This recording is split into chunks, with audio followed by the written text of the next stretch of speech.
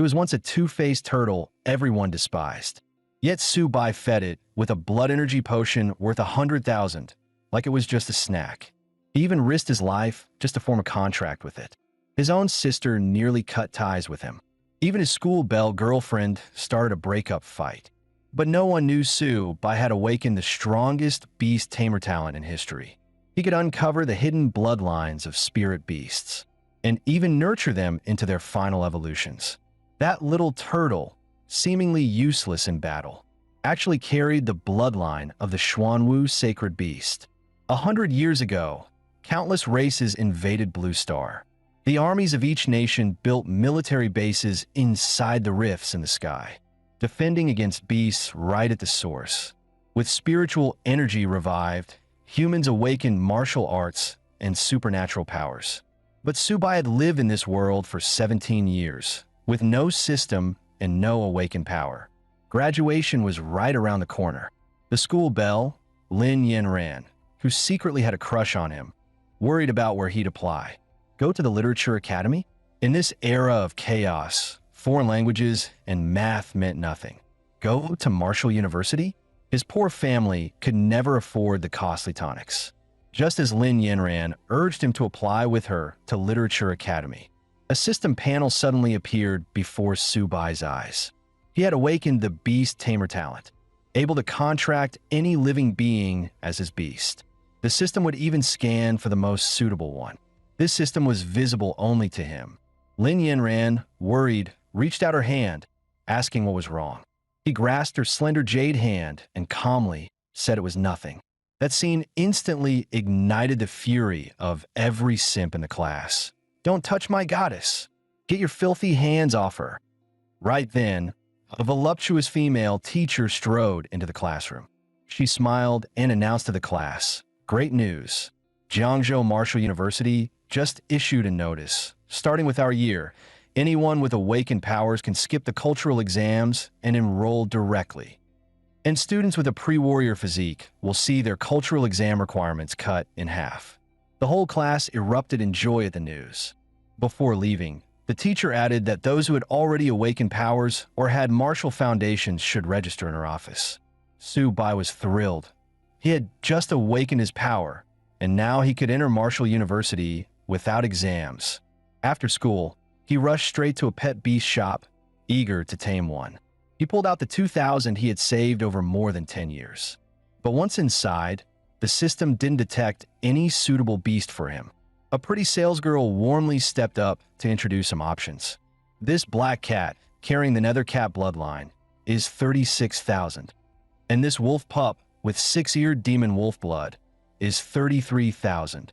Hearing the outrageous prices, Subai slipped out immediately. What a scam. Just a trace of beast bloodline, and they dared charge that much. But as soon as he got home, the system window popped up again.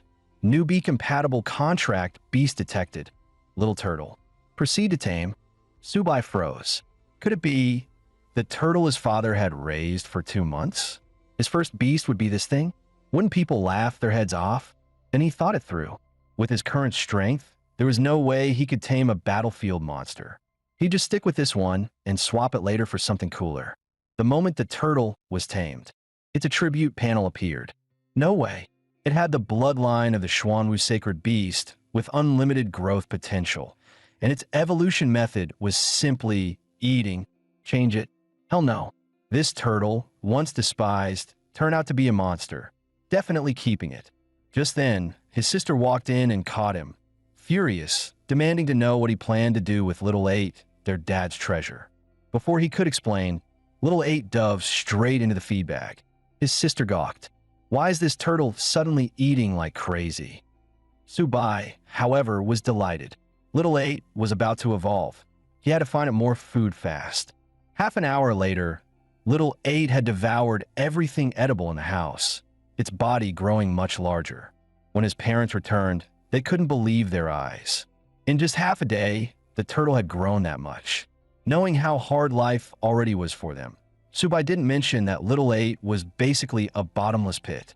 After stuffing itself, Little 8 let out a loud burp. The next second, something incredible happened. An illusory image of the Xuanwu bloodline burst from its body, only to vanish in an instant. Determined to help it awaken faster, Subai kept pondering how to raise it. The next day, Subai returned to the same beast shop.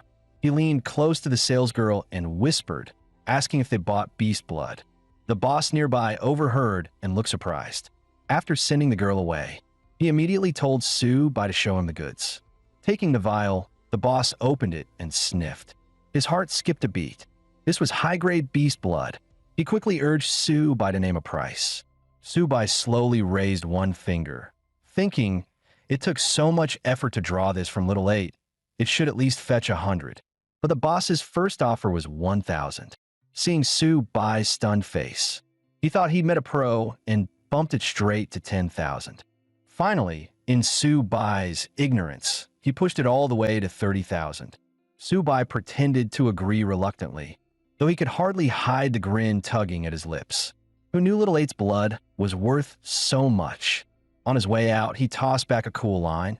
If I wasn't desperate for money, I wouldn't sell it to you. On the road home, the system suddenly blared a warning. 3 humans within 10 meters carried extreme hostility towards Subai. One of them was even a beginner warrior. He hadn't expected to be targeted so quickly. Their bald leader carried a spiked club, his bulk radiating menace. He barked at Subai to hand over his treasure. Subai pretended to reach into his bag, but in truth he pulled out Little 8. Whoosh! He hurled the turtle straight at the bald thug. The man swung his club, knocking Little 8 aside. Subai seized the moment and kicked him right in the groin. Crack! A scream. He collapsed instantly. The other 2 roared and charged at him. Subai slipped Little 8 over his fist like a gauntlet. One punch blasted a man flying. Another punch smashed the second straight into a wall. The bald boss writhed, cursing that he'd kill Subai. Subai sneered, told Little 8 to pull his head in. Time to smash. Then he swung hard, slamming the turtle squarely into the boss. The thug was knocked out cold on the spot. But then Little 8 spotted a vial of blood energy potion, grabbed it, and downed it in one gulp. Subai held the empty bottle, speechless. That's worth tens of thousands. Warriors take a month to absorb it. How are you guzzling it down in seconds? You'll overload. Little 8 lay limp, eyes shut, glowing green from his shell. At the same time, a warm current surged through Subai's body, his strength rising sharply. The potion was insane. As the turtle leveled up, Subai's stats skyrocketed too, and he even gained a new active talent. Little 8's body swelled, his physique stat hitting 32, defense a solid 38. Ridiculous. Even high-tier power beasts barely had around 30 points. But Little 8, still mid-tier, had already broken that. If he ever fully awakened the Xuanwu bloodline, unimaginable. That afternoon back at school, the instructor had everyone submit their applications, since tomorrow Marshall University's special recruiters would arrive to test powers. As always, there would be 2 guaranteed slots. When Lin Yinran learned Subai was applying to Marshall University, she was shocked. Didn't we agree on Literature Academy? Marshall U means the battlefield, and that's too dangerous. But Subai firmly replied that even if it was dangerous, he was go to the front lines to protect the people important to him. His choice left her downcast. When the teacher asked her preference, she only said she'd think about it. That night, Lin Yinran soaked in a warm bath. She called Subai, telling him she'd also chosen Marshall University, and that she had a surprise for him. Subai thought she was joking, hurriedly ended the call, because Little 8 was caught stealing food again. The next day, the school held a pledge assembly. Everyone gathered on the field. Instructor Zhang Kai from Jiangzhou Marshall University addressed them. 3 years ago, 86 entered Marshall U. Now, only 11 remain alive. Faces turned grim. To them, entering Marshall U now looked like walking into death. Zhang Kai clarified. This wasn't to scare them, but to show that entering Marshall U wasn't for glory, but for the responsibility of defending their homeland. Marshall U is where warriors are forged. Do you want to be strong? Yes. The response roared like thunder. After the rally, Zhang Kai and the homeroom teacher approached Subai, notifying him he'd been guaranteed admission. Subai stood dumbfounded. His classmates also gawked. No way. Su-bai's got connections. Soon after, he was on a bus heading for Marshall University. At the gate, a massive stone stele caught his eyes. With my chest, I build the unbreakable Great Wall of the Dragon Nation. The school motto, it radiated power. Led by a beautiful teacher, Su-bai arrived at dorm 303. From the doorway, he heard his roommates chatting about training resources. The redhead bragged that his father had acquired 3 drops of rare beast blood and had an alchemy master brew 3 bottles of top-grade body tempering potion. That stuff's priceless. Just then, Su-bai entered with a smile and greeted them. The roommates introduced themselves in turn. Han Jiagong immediately flaunted his beast blood. 3 drops cost less than 100,000. Hearing this, Su-bai's face darkened. So he had been swindled. He sold for 30,000, but the resell was nearly 100,000. Suddenly, everyone's eyes shifted to the window. A stunning beauty appeared below the dorm, a true campus goddess, leaving the boys in awe. None of them realized she had come for Su-bai. Su-bai went down to meet Lin Yinran. Seeing him in his sharp training uniform, she gently straightened the wrinkles on his sleeve like a caring wife. Every guy watching was burning with envy. Lin Yinran admitted she'd known about his guaranteed spot, but had kept it secret, fearing he'd be upset. Su-bai only patted her head softly, thanking her. Before leaving, she handed him some training potions to help his cultivation. After saying goodbye, Su-bai returned to the dorm. His 3 roommates immediately flipped their attitudes, massaging his shoulders and legs, all because he knew their goddess. Han Jiagong even asked Su-bai to have her introduce some girlfriends to them, leaving him speechless. Han Jiagong then suggested a meal together outside to bond. The 3 left to make arrangements. Su-bai chuckled at their antics, then let little 8 out for some air. He fed the turtle the blood energy potion Lin Yinran had given him. With a sly grin, he told it, "You know what to do after you eat, right?" At a high-end restaurant, Su-bai entered the private room Han Jiagong booked, welcomed warmly. After some small talk, he placed a vial of longevity blood on the table, asking Han Jiagong to sell it for him. Han Jiagong examined it closely, realizing it was of exceptionally high quality. He immediately phoned his father to bring reinforcements. An hour later, his father arrived with Master Chow.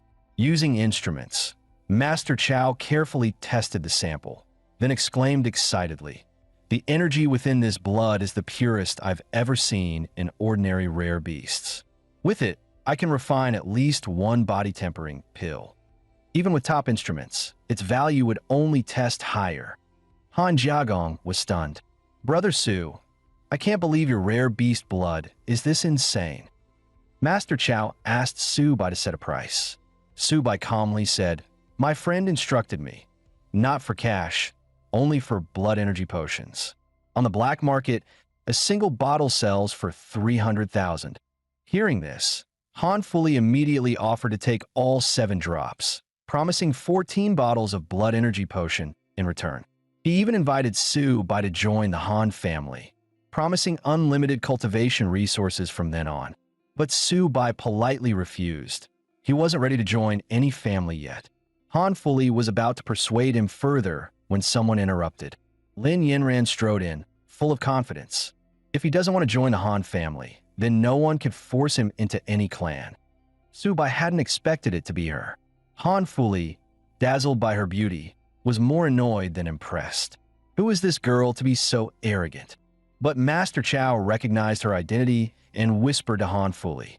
Cold sweat ran down Han Fuli's forehead. "She's Tiger Lin's daughter." He quickly forced a smile.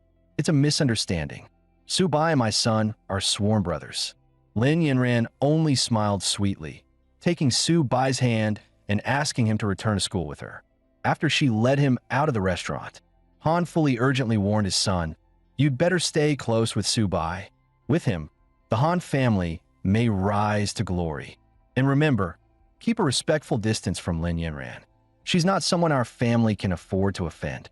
2 days later, on Marshall University's training field, thousands of freshmen gathered for their induction training. This time, on the 10,000 races battlefield. The moment the news spread, the NEET formation broke into chaos. What the hell? Straight to the battlefield? Instructor Zhang Kai calmed them, explaining the training zone had been cleared, with safety overseen by professionals. During class assignment, Lin Yinran ran happily to Su Bai. Both had been placed in the same squad. Then their training instructor, Liao Yusin, called everyone to gather for the mission briefing. With her fiery figure, she instantly drew the stares of the boys. She spoke calmly. "Your first task is to write a will." Shock cries rang out. "No way. There's real danger? I haven't even had kids yet." Liao Yusin remained composed. "You have one day. Tomorrow at 8, you march to the battlefield."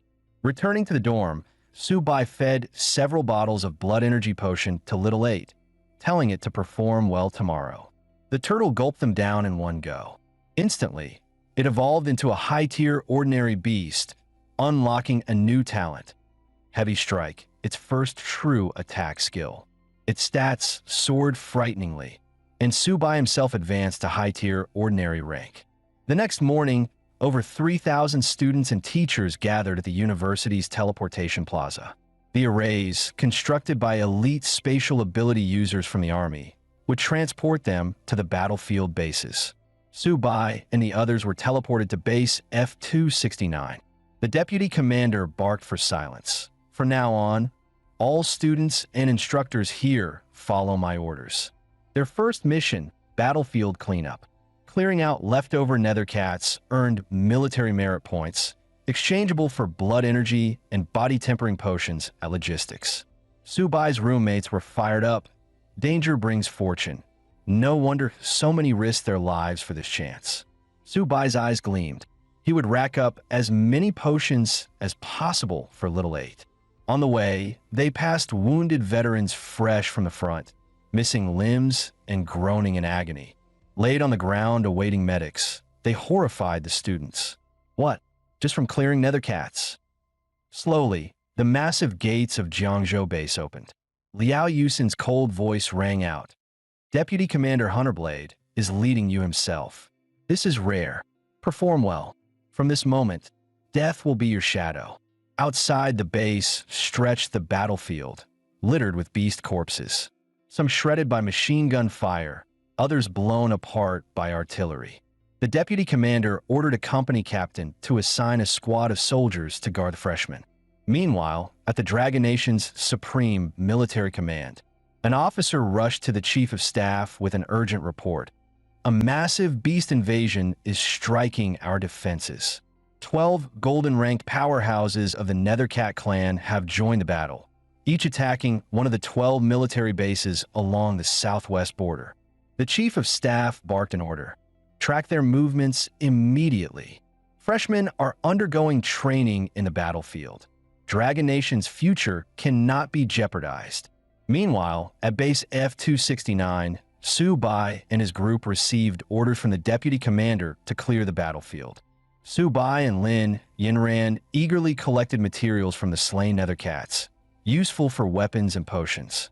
Rare loot was everywhere. Su Bai even dug out several beast cores. "Jackpot! I'll trade these for blood energy potions." Little 8's leveling up again. Suddenly, the system flashed a dire warning. 164 nethercats were charging toward them from 3 kilometers away. This was rated 5-star lethal danger. Su Bai tensed instantly. He quickly reported to instructor Liao Yusin. "I sense a horde of beasts approaching." But when she looked into the distance, there was only silence. She warned him sharply, "Don't spread panic. The consequences will be severe." The deputy commander coldly asserted there were no enemies within 2 kilometers. Su Bai retorted, "It was 3 kilometers out." The officer scowled. "Are you claiming your senses surpass mine?"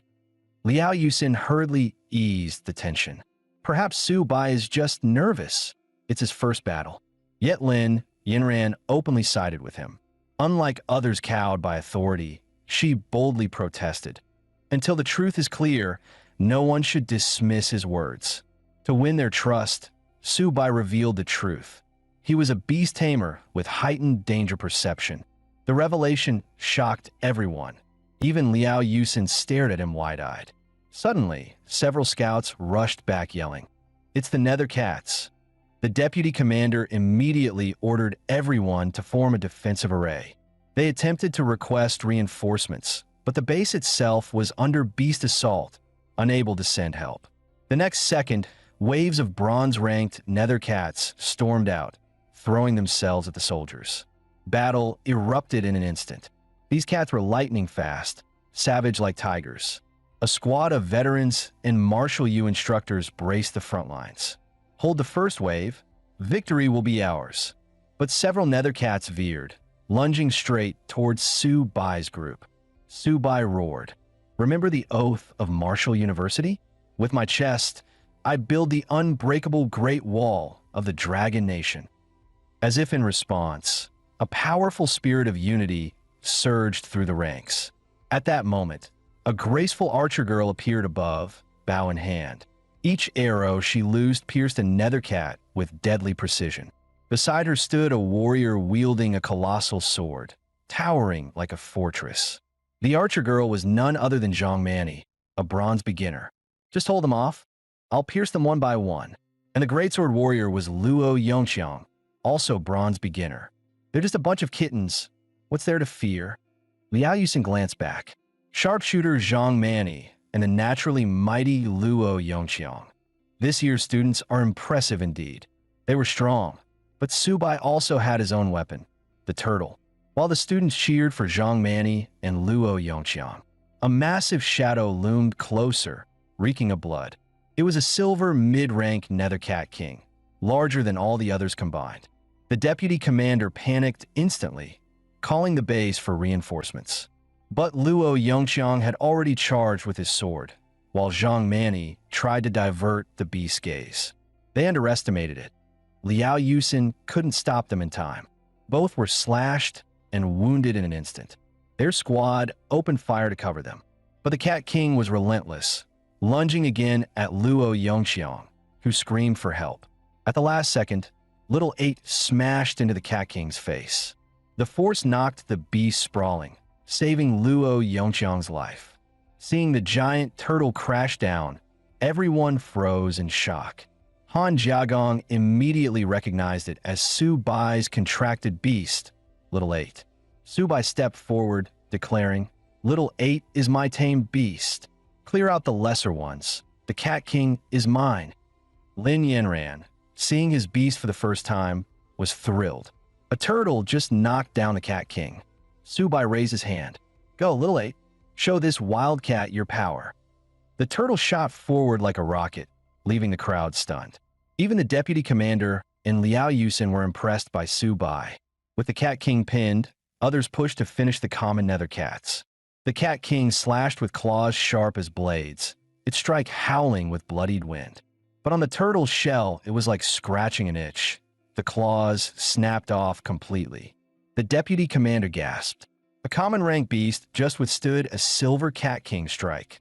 That shell is absurd, borderline monstrous. Seizing the chance, the deputy commander leapt skyward with his sword.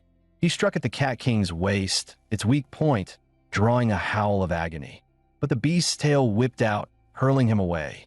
Though wounded, he prepared to strike again, ready to fight to the death. Su Bai shouted for Little 8 to unleash its special move. The turtle spun rapidly in place, blurring like a whirlwind. Su Bai dashed up behind. With a mighty kick, he launched it like a cannonball. Little 8 blasted forward, slamming into the Cat King's abdomen. Boom! The impact echoed like thunder. The turtle landed gracefully, steady as a rock. The deputy commander thought grimly, "The Cat King is finished." Sure enough, the beast writhed, blood pouring out. It collapsed dead on the spot. The battlefield exhaled in relief. The Cat King was finally slain. Lin Yanran rushed forward and hugged Su Bai, shouting like an excited fangirl, "Su Bai, you're amazing." While his roommates asked where he bought such a turtle, Little 8 was already digging inside the Cat King's corpse. When it pulled out a golden beast core, its eyes gleamed, ready to sneak a bite. Su Bai immediately noticed. Suddenly, a massive shadow loomed in the sky.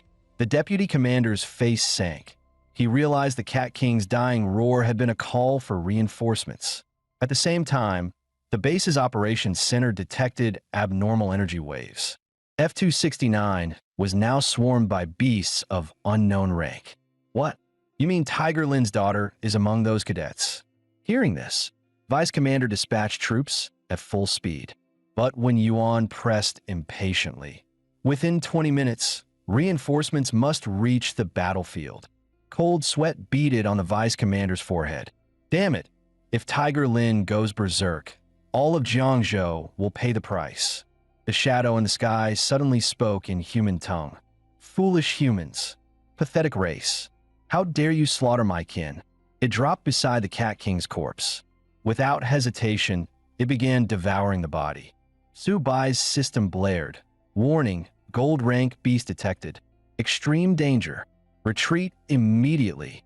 This Shadow Cat King had a bloodlust berserk talent. Once injured, its strength and agility doubled. Clearly, even the instructors had never faced such a monster. Some students broke down sobbing. I don't want to die here. Where's the reinforcements? The deputy commander raised his sword and charged, ordering everyone to evacuate the wounded. But it was like an egg striking stone. He was struck down instantly. The beast sneered, "You, worthy of me." In desperation, Su Bai shouted for Little 8 to shield him. The turtle leapt forward, blocking a deadly claw meant for the commander. The Shadow Cat King sneered, surprised. This turtle, tough indeed. But even its iron shell cracked with 3 bloody gashes. Su Bai spat blood as well. Lin Yanran's face turned pale with fear. The deputy commander realized the truth. This was one of the Beast Tamer's 3 supreme gifts. Origin Link. With Little 8 gravely wounded, the talent had triggered. Beast and Master shared energy and damage. Luckily, Su Bai was not fatally harmed. Liao Yusin stared in shock. His body was intact. Su Bai is enduring silver-ranked attacks with his beast. Support him now. The Shadow Cat King scoffed coldly. It's all of you. A surge of shadow energy tore through the ranks, aimed straight at Su Bai. Yanran threw herself around him, shielding him with her body. Boom! The impact exploded. Lin Yanran froze, eyes wide with disbelief. Su Bai smiled knowingly. Little 8 had finally absorbed the Cat King's crystal. It had ascended to bronze beginner rank, activating the bloodline of the sacred beast Xuanwu, summoning a phantom avatar. At that moment, the terrifying might of the sacred beast erupted, shaking the battlefield to its core. The deputy commander and instructors froze at the sight of Little 8's golden radiance. That glow, could it be a legendary beast? At the same time, Su Bai's wounds completely healed. He gave a sharp command. Little 8, wipe out that monster. The turtle swung its massive palm, swatting the Shadow Cat King like an insect. The beast's body flew dozens of meters, carving a deep trench across the ground. The deputy commander trembled in awe. Just how terrifying is Su Bai's beast? The Cat King roared in fury. I'll kill you all. Its body split, summoning shadow clones that charged at the cadets. It sought to vent its wrath through human lives. Little 8 unleashed a new skill, Xuanwu Gravity. With a thunderous slap to the ground, golden waves burst outward. The clones felt their feet chained by invisible weights, unable to move. The turtle opened its gaping jaws, waiting for prey to fall in. Crunch! One bite, and a clone was gone. Su Bai shouted, Little 8, no mercy. Unleash it all. The turtle erupted with a devastating energy wave. The Shadow Cat King and all its clones disintegrated into ash. Just then, Master Wen Yuan finally arrived, but the battle was already over. Surveying the wreckage, he shuddered at the carnage. The deputy commander directed troops to clear the battlefield. Wen Yuan rushed to Lin Yanran's side. Seeing her safe, his heart finally eased. The deputy commander reported the full situation to him. Wen Yuan turned to Su Bai, astonished. That gold-ranked Shadow Cat King, was it you who killed it? Su Bai replied humbly. It was the effort of everyone, not mine alone. Wen Yuan smiled and offered. Would you train a Jiangzhou fortress? Though beast tamers have declined, I'll personally mentor you. But Su Bai shook his head. He wasn't ready to decide. Once casualties were tallied, Wen Yuan ordered all students back to base. The cadets stepped through the teleportation gate in order. Train well, Wen Yuan told them. You are the strongest class I've ever seen. As the freshmen emerged from the array, the academy's great square thundered with cheers. Instructor Zhang Kai and the entire faculty welcomed them home as heroes. Many cadets were dazed. The real hero is Su Bai. We were just cannon fodder. Zhang Kai declared their test results would be the highest in academy history. That night, after lights out, Han Jiagong whispered curiously, asking what kind of turtle little 8 really was. He wanted to buy one too. Su Bai only smiled faintly, offering no answer. The next morning, Han Jiagong was awoken by loud knocking. When he opened the door, he was stunned. A group of girls walked in, each carrying a bento box. Upperclasswomen from the Jiangzhou Martial Academy's student council, delivering breakfast to the heroes who had just returned from the battlefield. A senior sister politely smiled at Han Jiagong, glancing around the dorm. Excuse me, which one of you is Su Bai? Fan Chowan pointed at the empty top bunk, puzzled. Brother Su went out for a run. You know him? One of the girls exclaimed with admiration. Who in the academy doesn't know Su Bai now? The only pity is he doesn't know me. She added excitedly. He's our Jiangzhou Martial Academy's hero. Just turn on the TV and you'll see. With that, the seniors left. At that moment, Su Bai was jogging on the playground. The big screen was broadcasting military news. Yesterday, multiple provinces' rear bases were attacked by massive beast invasions. Golden-ranked beasts were among the attackers. Martial cadets from many provinces suffered near total annihilation. Only Jiangzhou Martial Academy, through desperate resistance, slew a golden-ranked beast, becoming the sole victor. The military has decided all Jiangzhou cadets and instructors will be awarded a collective second-class merit. Cadet Su Bai, for outstanding achievements, is granted first-class merit. Su Bai froze at the shocking announcement. Nearby students erupted in excitement. Jiangzhou Martial forever. Humanity will prevail. One girl even shouted, "Who knows Su Bai? I want to be his girlfriend." Seeing the commotion, Su Bai slipped away into a corner. His little sister called, thrilled, "Brother, you're on TV. Mom and Dad want you home. They'll treat you well tonight. All the neighbors are praising you. Even third uncle's sister-in-law wants to introduce you to a girlfriend." Back in his neighborhood, Su Bai was stunned. Crowds had gathered to greet him warmly. His sister rushed over with a bright smile. His parents, faces full of pride, finally basked in the honor Su Bai had brought home. After sending away the enthusiastic neighbors, the siblings finally caught their breath. Just as Su Bai sat down on the sofa, a system prompt flashed before his eyes. Detected contractable creature, kitten. Contract. He quickly asked his sister if they had a cat. Sure enough, the little white kitten eating nearby was her new pet. She explained she had found a stray on the street a few days ago and brought it home. Seeing how much she adored it, Su Bai decided to give up contracting it. But then, another system screen popped up. The kitten possessed White Tiger's sacred bloodline. Only a fool would refuse, and the kitten seemed to like him too. Su Bai discussed with his sister about becoming its beast tamer. She refused flatly. "You already took little 8. Don't you dare take my little white too." To win her over, Su Bai coaxed and bargained, promising her gifts.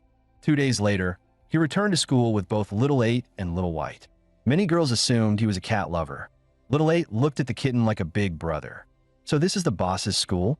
Stick with me, kid." Soon, whispers spread among the students around them. Then the loudspeaker rang. "Student Su Bai, please report to the principal's office." Su Bai wondered what the principal wanted. In the office, the principal praised him and asked what reward he wanted. Knowing the man was stingy, Su Bai schemed for some supplies. He pretended to be modest. "Principal, I don't want the school to spend too much. Just give me 100 golden beast cores." The principal nearly fainted. "I don't even have that if you smash my bones into dust. Why don't you take my job instead?" After relentless persuasion, Su Bai finally secured 15 bronze beast cores. Truly, the old man was miserly. On top of that, Su Bai was chosen as a freshman representative for the 100 Academies tournament, a chance for glory and rich rewards. Yet the tournament brimmed with experts. Victory would not be easy. Su Bai sighed inwardly. The sly principal clearly wanted to push him into the fire. Soon, the principal gathered all the representatives. The tournament is military-led. Though our resources pale compared to Imperial and Magic Capital academies, I expect you to fight for honor. After roll call, the principal suddenly announced Su Bai would be team captain. Immediately, upperclassmen protested. They argued that senior Qing Shu was stronger and more experienced. The principal frowned. You saw the news. Su Bai slew a golden-ranked beast. If any of you want captaincy, bring me one of those heads yourselves. Faces soured, resentment lingered. Some even prepared to challenge Su Bai directly. Su Bai was speechless. The old fox had thrown him in the fire pit. The principal dismissed them, reminding all to prepare. Less than 20 days remained. Before the words even settled, Su Bai bolted out, not wanting to stay a second longer. Back in the dorm, Su Bai's first priority was feeding his 2 bottomless pits. The 15 bronze beast cores promised by the principal would be enough to push Little 8 to the next level. He comforted Little White. Don't worry, there's food for you too. He poured a full vial of blood chi potion into Little White's bowl. Meanwhile, Little 8's glowing eyes were locked on the bag of beast cores. Su Bai sneered, dumping the fortune worth of beast cores out. If you don't evolve now, I'll feed every last resource to Little White instead. Sure enough, Little 8's body erupted with golden light as he devoured them. During the evolution, the entire academy trembled like a quake. Ding! Little 8 had advanced to bronze mid-rank. Though no new talents appeared, all his attributes surged upward, enough to make Su Bai grin with satisfaction. Not to be outdone, Little White advanced to ordinary high rank, awakening a new talent, Nether Ghost Step. Su Bai affectionately patted both of them.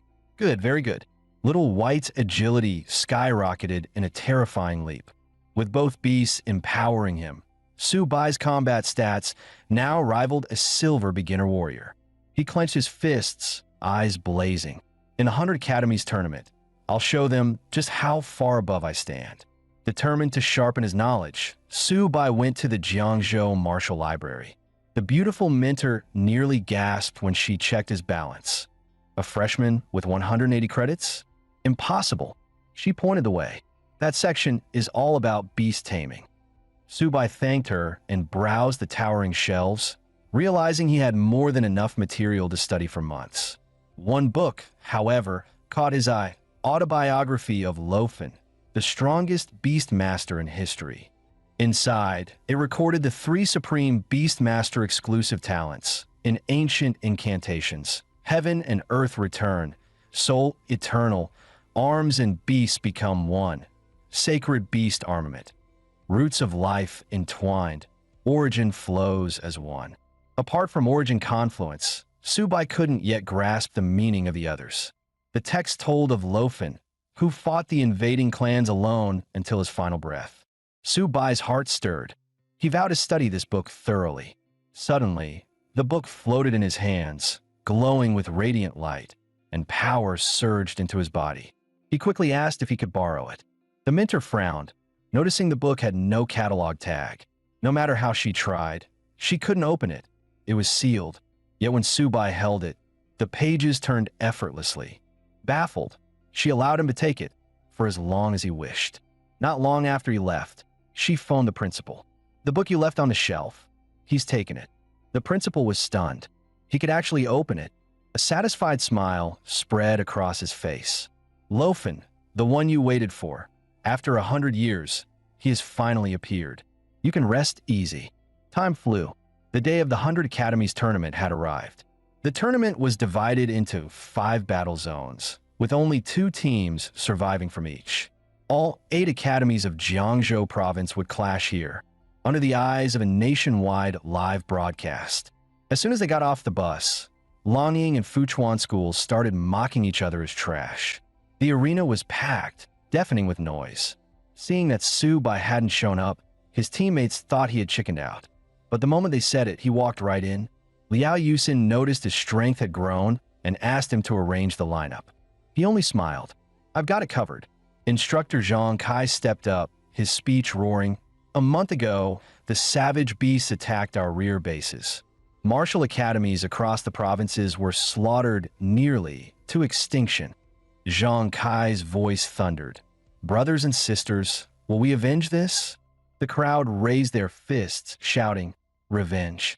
Slaughter the beasts. Humanity will prevail.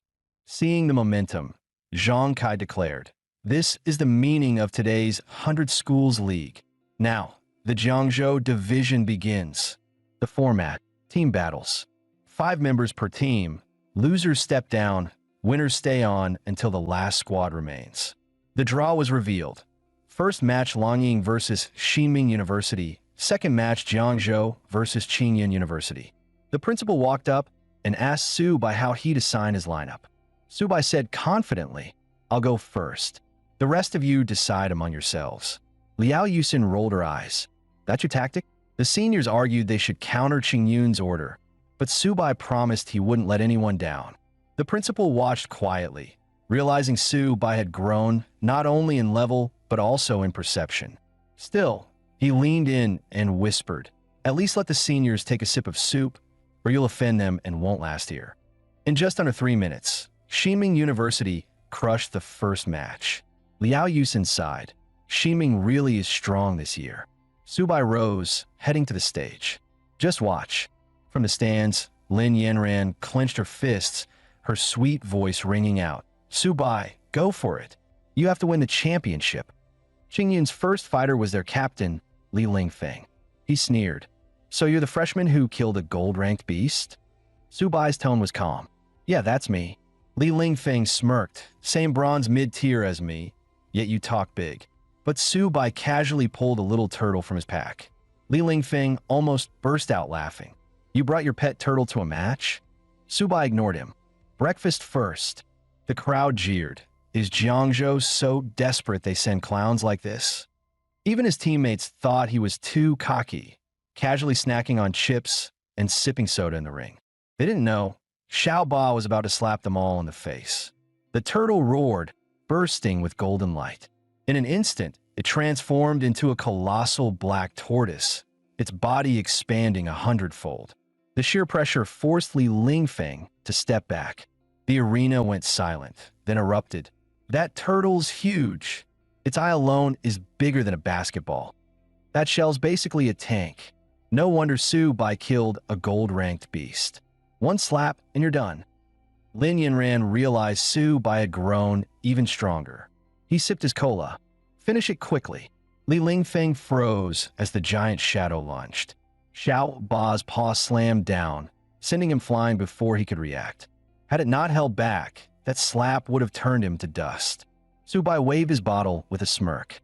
Hold on for another 2 minutes. At least let me finish my soda first. Infuriated, Li Lingfeng roared, unleashing all his strength against Xiao Ba. His head morphed into solid rock. With a flash step, he charged in, swinging his stone fist. But before the punch even landed, Xiao Ba smacked him clean out of the arena again. The scene caught everyone off guard. Before the fight even began, it was already over. The principal chuckled. Impressive youth. In the stands, students whispered, Was Li Lingfeng stupid? How could he not dodge that giant slap? Another student snapped back. Bro, your physics sucks. The bigger the turtle, the faster it strikes. Even a mid-tier bronze can't stop it. This beast is unbeatable. As Zhang Kai announced Su Bai's victory, Qingyun's second fighter, Zhang Xian, entered the arena. Her face was tense, eyes locked on Xiao Ba, planning to rely on speed and never let it close in. She darted around like a grasshopper, bouncing in and out of range, testing its limits. The crowd cheered wildly for her. Zhang Xian thought, if I could just find one opening, I can end this in a single strike. On the sidelines, mentors and teammates grew anxious. Su Bai's way too careless. But he sat there, unbothered, still munching peanuts. Xiao Ba swiped a massive claw missed. Zhang Xian flipped behind it in a flash. Then she burst forward, sword raised, charging straight at Su Bai. Your turtle's tough, but if I take out the Beastmaster, you're finished. Liao Yusin panicked. Crap. She's going for Su Bai. Lin Yanran broke into a cold sweat. Watch out. Zhang Xian's blade swung down. Su Bai, you've lost. The next second, Only her sword spun helplessly in the air. Zhang Xian herself was blasted across the stage by Xiao Ba's sweeping tail. Lin Yinran exhaled in relief. What a move! Divine turtle tail sweep. The teammates once again looked at Su Bai in awe. Zhang Xian lay on the ground, unwilling to accept it. She'd never imagined the turtle had such a trick. Su Bai stepped forward almost kindly. Go down and heal. You got too close, so Xiao Ba hit harder than usual. Now, it's my turn to get serious. Zhang Xian was carried off the stage by medics. Standing beside Xiao Ba, Su Bai shouted arrogantly, "Who's next?" The third fighter, a girl in glasses, also fell to Xiao Ba's overwhelming power. The fourth was slapped out in one hit as well. Su Bai even had time to snap a selfie and post it online. After the fifth opponent was crushed, Zhang Kai grabbed Su Bai's hand, declaring excitedly, "Victory for Jiangzhou Martial University." The crowd erupted like a tidal wave. Su Bai snacked on peanuts the whole time, letting a turtle do the fighting, and he still won. Never seen such a cocky contestant. This is awesome. Su Bai 5 in a row. The turtle 5 in a row. As Su Bai stepped down, hearing the chants, he muttered, "Why does it sound like they're calling me the turtle?" Liao Yusin praised him, and even the old principal finally felt proud. With your own strength, you crushed Qingyun University and brought glory to Jiangzhou. The morning matches ended, and everyone returned to rest. In Fuchuan's lounge, their principal looked grave. Next round, they'll likely send Su Bai again. His beast is nearly unbeatable in close combat. But our captain, Mao Kai, uses poison abilities. No need to fight up close, just keep distance, spread poison, and kill that turtle. Meanwhile, Ximing University was also devising strategy. Their principal encouraged them. Su Bai is strong, but his weakness is clear. Break through the turtle's defense. That's the only way. If you face him, Li Feng, you go first. You're a speed-type fighter, with battle techniques boosting your agility. Follow the same approach Zhang Xian tried. By afternoon, Zhang Kai announced the second round was about to begin, with a fresh random draw for the teams. In the stands, students were buzzing. Jiangzhou doesn't even need the rest of the team. Su Bai alone can crush every school. But rival schools scoffed, "Don't get cocky. Once you face teams from other provinces, you'll be flattened." The draw was revealed.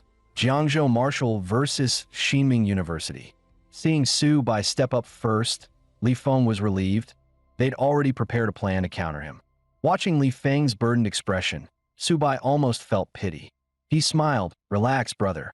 Just hang in there. It'll be over soon." Li Feng glared at him, snapping, "Su Bai, don't get so full of yourself." With a burst of blood energy, he shot forward like lightning, leaving streaks of green light behind, aiming straight for Xiao Ba. He moved like a cheetah, circling fast along the turtle's edge. To be fair, his speed was far beyond Zhang Xian's from the morning. But every strike landed like a tickle, completely useless against Xiao Ba's defense. When the tortoise's tail whipped back, Li Feng retreated instantly, slipping outside its range.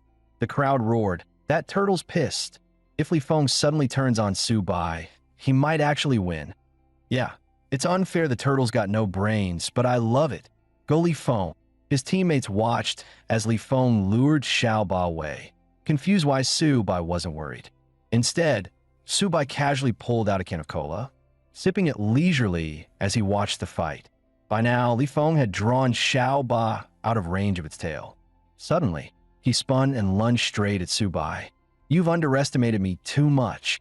His kick was about to smash into Su Bai's face when Su Bai simply called out, "Xiao Ba." At once, glowing yellow rings lit up across the stage.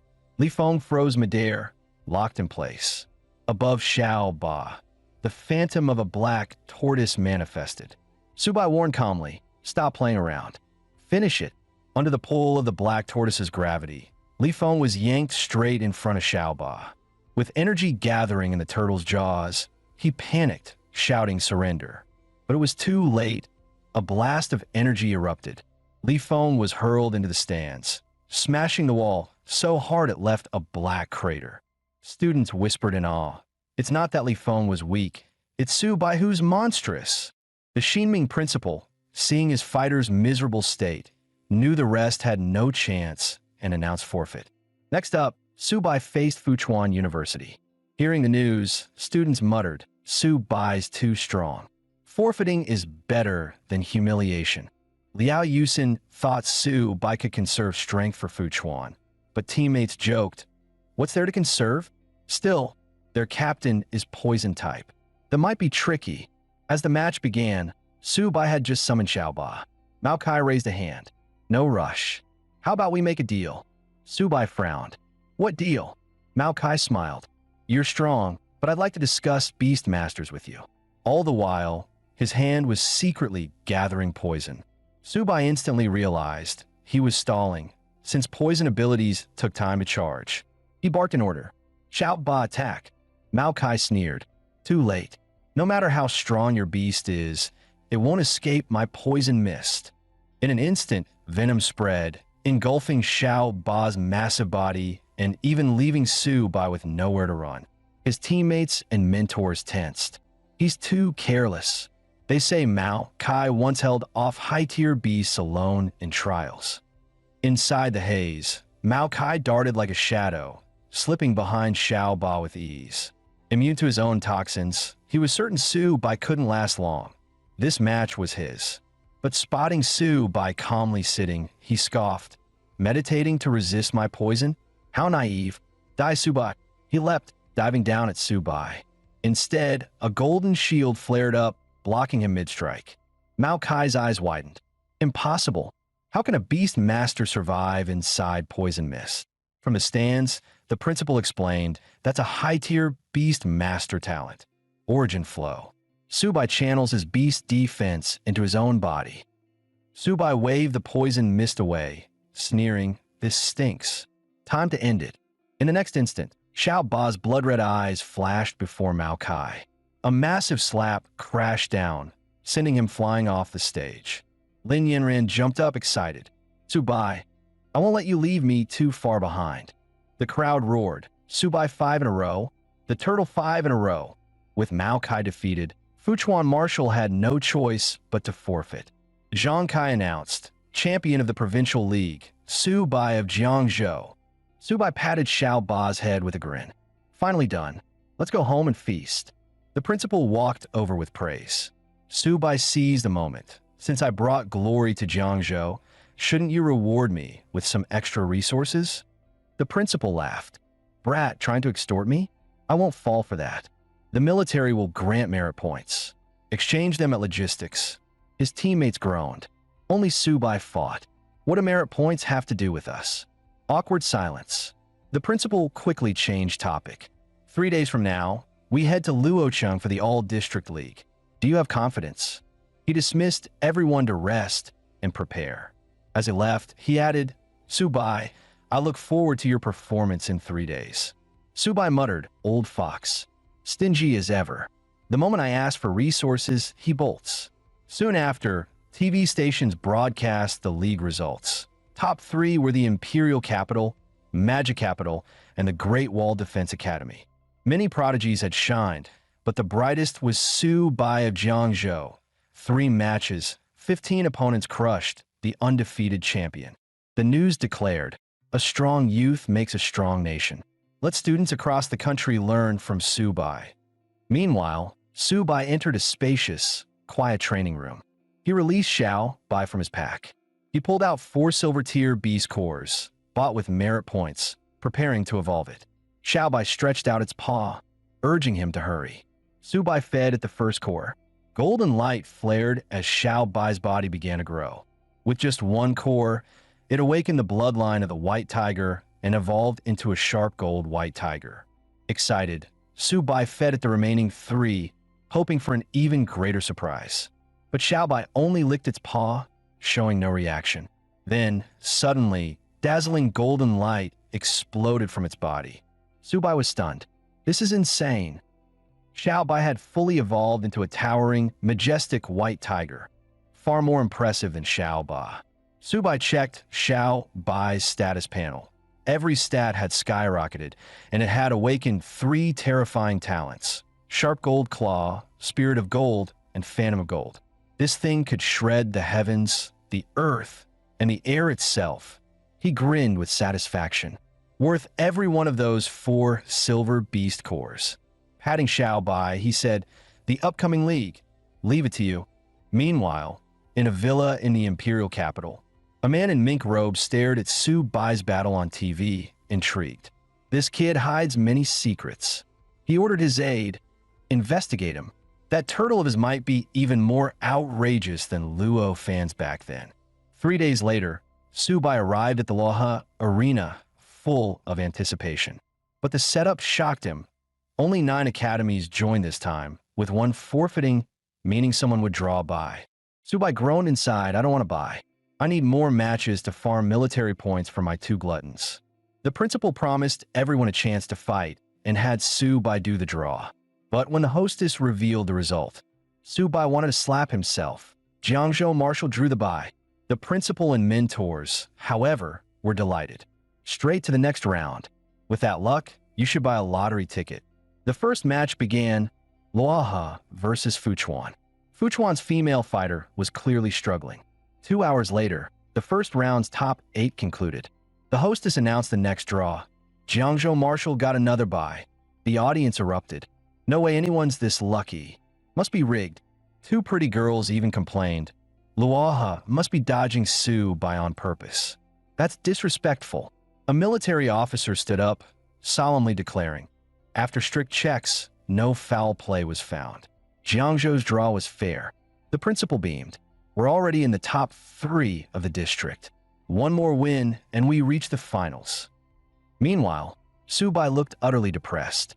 An hour later, the finals began. Jiangzhou versus Lanzhou University. His teammates eagerly volunteered to fight first. But the principal had already decided. Luo Yongqiang and Bai Ningbing first, then Wang Qingqing and Hu Qingshu, with Su Bai as the finisher. The team's morale soared, while Su Bai sulked. "Guess I won't even get to fight." Luo Yongqiang entered first, a bronze beginner against a bronze mid-tier. He fought hard but lost in the end. The second fighter, Bai Ningbing, entered in a frenzy. Twin blades danced like a storm, his inherited swordplay and swift footwork forcing his opponent into retreat until he claimed victory. The IC school, Beauty Wang Qingqing followed, her soft whip flowing between offense and defense. With flawless skill, she blasted her opponent clean out of the ring.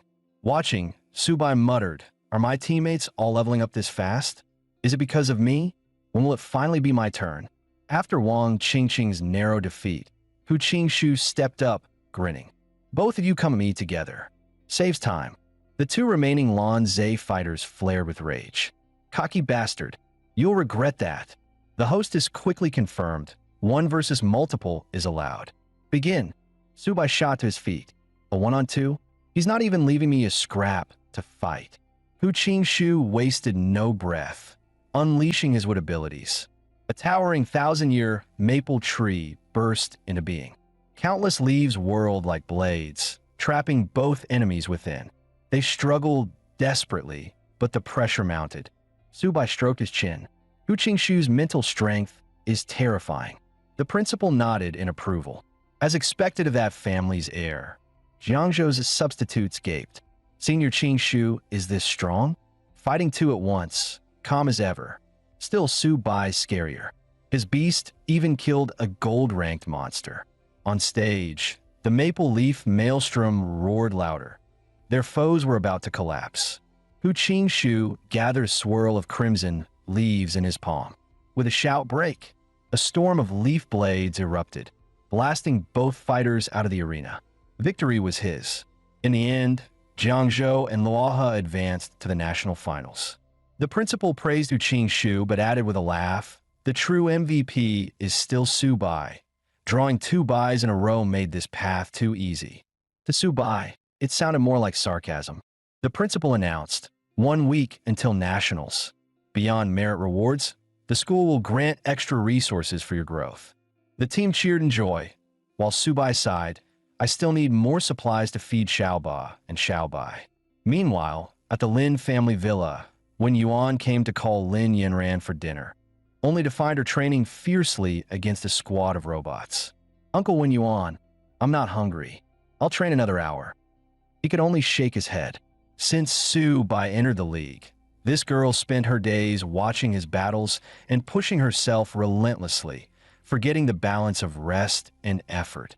She even asked Wen Yuan to request more pills from her father, desperate to grow stronger faster.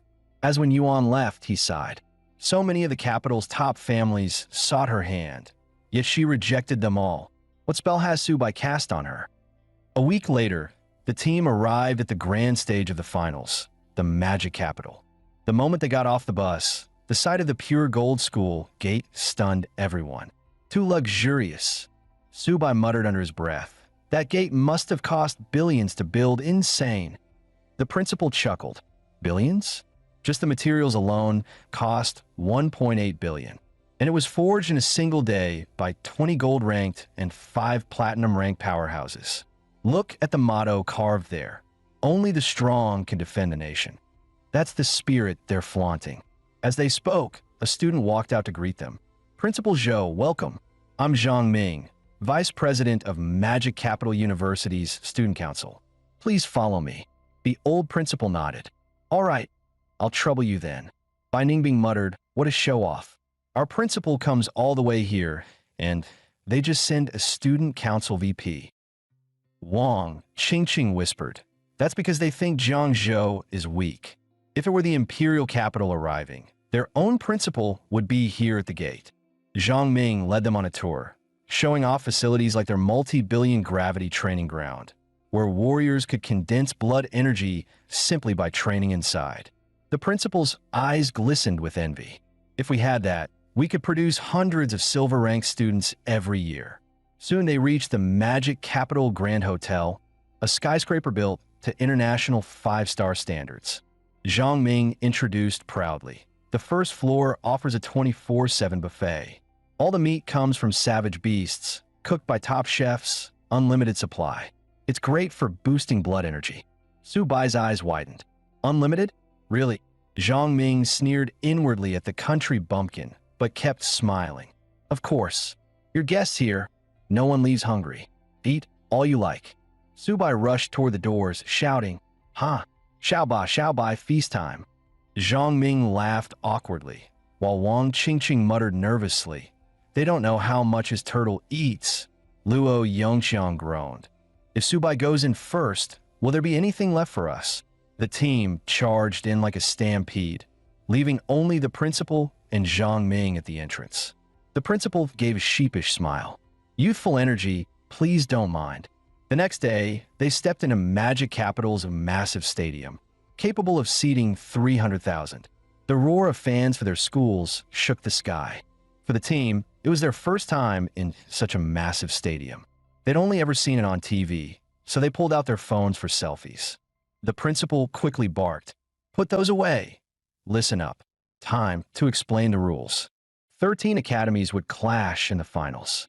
The Great Wall Defense Academy, being a direct military school, was seeded straight into the top 4. No more buys this time.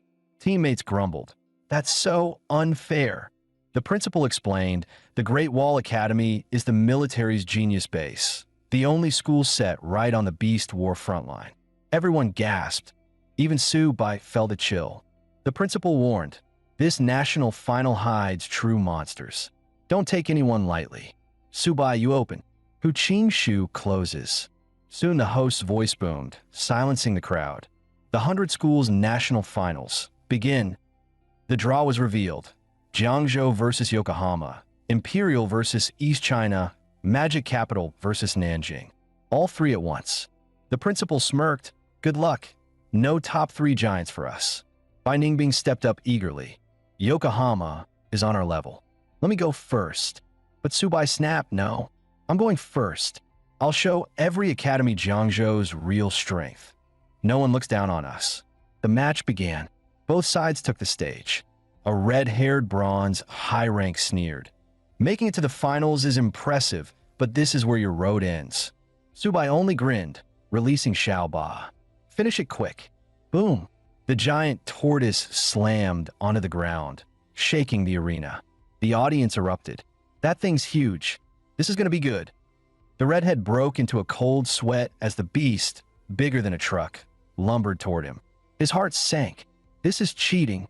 But one brutal tail swipe later, he was launched clean out of the ring. Subai muttered with disdain, "Pathetic. I didn't even open my chips." The entire stadium froze. Weren't Beast Masters supposed to be useless? He's crushing higher ranks like it's nothing. This is the national finals. Subai dragged out a small stool, clearly showing zero respect for his opponent. Haven't you watched his matches? That turtle's defense is insane, easily silver level. With a beast like that, fighting bronze warriors is child's play. You'd be just as arrogant. The next challenger, a girl in a short skirt with a massive mechanical arm, stormed forward, furious. "Jiangzhou University, you're insulting us. I'll make you pay." She charged, fist swinging. Subai stayed relaxed, snacking and flipping through his comic. "This manga is so good, gotta give it a like." In the next instant, she was blasted away by a shockwave from Xiaoba. The principal nearly died of embarrassment. This was the national finals. Subai's way too flamboyant. How am I supposed to face Principal Chun from Yokohama now? Still, damn, that was satisfying to watch. Hu Qingshu warned him not to celebrate too early. Subai might soon face a real threat. Isn't that the captain of Imperial Capital University? East China University, trying to avoid humiliation, sent out their silver-level captain first. Everyone assumed it would be an even match. Yet within a minute, East China's captain lay bloodied on the ground, while Imperial Capital's captain stood unharmed, smiling. "Sorry, went a little heavy there." The principal recognized it instantly. Fire attribute, Silver Peak. Imperial Capital's strength was terrifying. Hu Qingshu sighed. Unless the Great Wall Guard Academy steps in, only Shanghai might match them. Next round, Luoha University. Their captain, Wang Mingquan, volunteered. "Let me take the lead. I'll give them a taste of being wiped out." The principal reminded him, "Use your speed. Don't clash head-on with the turtle." The fight began. Hands in pockets, Wang Mingquan strolled forward. Last time he got lucky. This time Jiangzhou won't be so fortunate. Subai waved him off. "A silver wind user? Xiaoba, he's yours." Wang Mingquan sneered. "Feel the power of wind. Let me show you silver strength." Gales erupted around him. With a sharp whistle, he shot past like a tornado over Xiaoba's head. Xiaoba's gravity couldn't catch him. He was too fast. He flashed right in front of Subai, smirking. Too slow to react. "You're done, bronze brat." A wind blade sliced toward him. Subai sipped his drink, muttering, "Can't even snack in peace with all this wind." Wang Mingquan hurled more blades, filling the arena with smoke and dust. Landing lightly, he faked a smile. "Oops, went too hard. Rest up, kid." But every strike had been blocked by Xiao Ba's black tortoise bulwark. Subai tilted his head. "Care to repeat that?" Wang Mingquan froze. "No way. You've mastered Luo Fan's divine art, Origin Flow."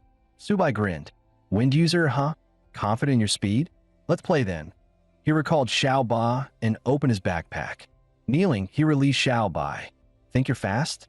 Race my kitty." The little cat stretched lazily, looking cute and harmless. Wang Mingquan burst into laughter. "Subai, are you insane? Bringing a house cat to a tournament?" The crowd erupted. "Jiangzhou sure knows how to put on a show. That kitten's adorable. I want one too." His teammates were dumbfounded. What the hell is Subai doing? Mocking his opponent with a cat. Only the principal's eyes narrowed. "Don't jump to conclusions. Watch closely." On stage, Wang Mingquan sneered, "Better bring out the turtle." Subai ignored him and calmly told Xiao Bai, "This isn't a battlefield. Don't go too hard." A deafening tiger's roar shook the arena, a golden phantom tiger rising above Xiao Bai's head. Wang Mingquan clutched his ears, thinking he was seeing things. But when the kitten transformed into a massive white tiger and lunged, he realized his mistake. The arena exploded. That's no pet cat.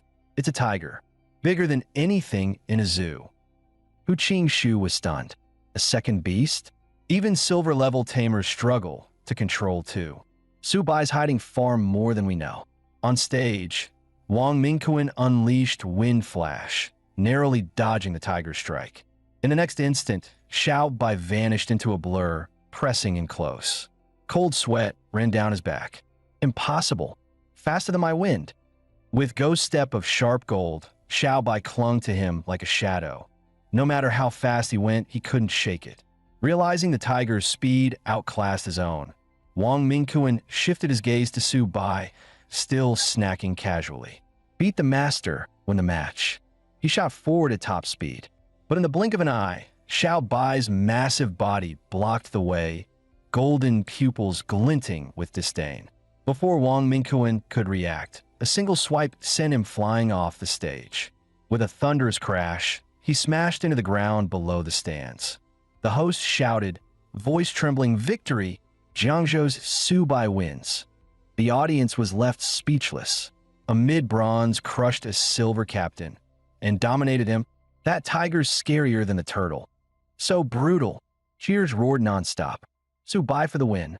Jiangzhou for the win. Even the judges leaned forward. Never heard of this Su Bai kid. Even Imperial and Shanghai's teams aren't stronger than this.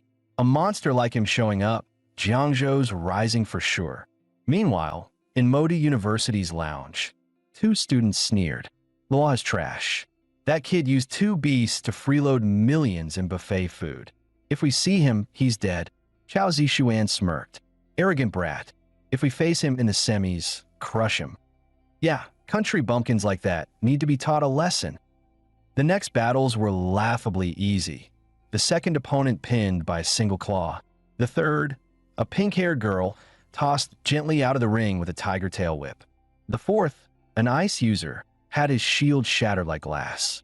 In under 10 minutes, 5 challengers were annihilated. The stadium boiled with excitement. The old principal wept openly. Heavens above, Jiangzhou finally made top 4. His teammates raised their heads high.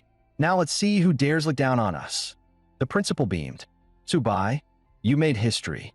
You're Jiangzhou's greatest hero in centuries. Top 4 means our mission is complete. Everyone will be rewarded handsomely. Su Bai frowned. Top 4 and stop there? You're just giving away the championship and its billions in resources? I didn't agree to that. The principal froze. Our goal was survival and maybe top 4. You can't mean to challenge the 3 elite schools. Hu Qingshu was stunned.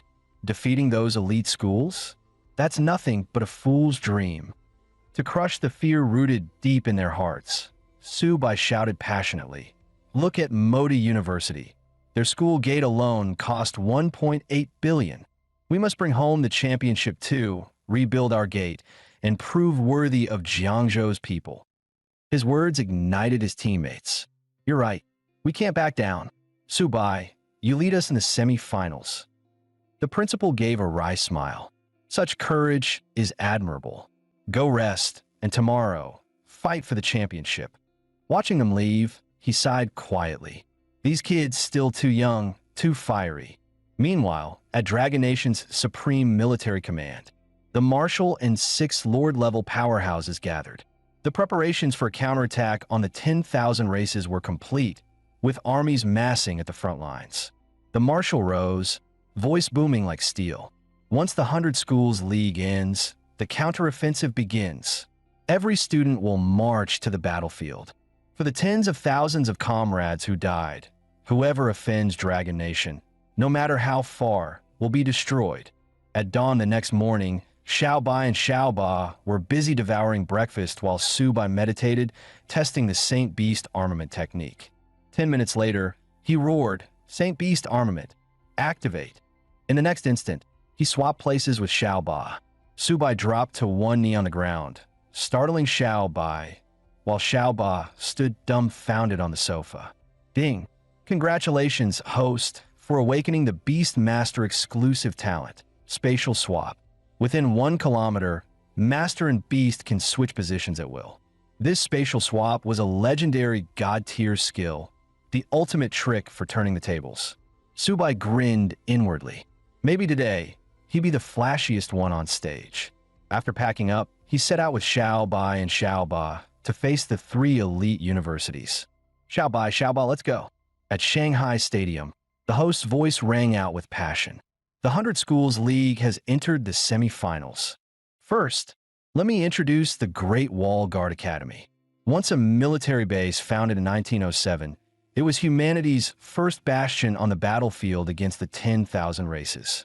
For 94 years, they've endured over 100 assaults, their students and mentors fighting to the death, slaying countless beasts and foes. Yet the Academy still stands. Their motto: as long as the 10,000 races live, the Great Wall will never fall. Today, humanity's only King Realm powerhouse, Lord Nye, serves as their honorary principal. That's why the enemy dares not set foot on their grounds. The crowd's respect was palpable. Every student of the Great Wall Guard Academy was a hero. If Imperial and Shanghai are already so terrifying, what kind of monsters does the Great Wall Academy hold? The host added, they've only brought 5 players because they don't even need substitutes. Gazing up at Wang Jijin and Nye on stage, envy burned in Su Bai's chest. When would he, too, become a true bulwark of humanity? The host revealed the semi-final brackets: Great Wall Guard Academy versus Imperial Capital University in the first match, Modi University versus Jiangzhou University in the second. In Shanghai's lounge, Chao Zixuan let out a lazy sigh. What a waste. Facing rookies like Jiangzhou, not even worth lifting a finger. His teammates sneered along. Even if we win, there's no glory in it. Jiangzhou's just a stir stick in the pot, daring to squeeze into the top 4. The redhead grinned. Send me alone. I'll crush all 5. On stage, Great Wall's first fighter stepped forward, Captain Han Zhan, grandson of the Lord-level General Han. He wore purple-gold armor forged from a diamond core beast, gleaming like a hero out of legend. Han Zhan pointed straight at Imperial Capital's Wang Yang. No more stalling. Face me head-on if you dare. The audience erupted. A clash of kings from the very start. This is insane. With a sharp swoosh, Wang Yang vaulted onto the stage. As Imperial Capital's captain, retreat was never an option. He smirked politely. Fight? Fine. Who's afraid of who? The crowd went wild. Girls screamed, while even older women shouted shamelessly. Wang Yang, have my babies. Su Bai just curled his lip. Still not as handsome as me.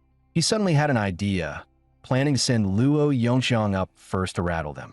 But Luo panicked. Brother Su, you think way too highly of me.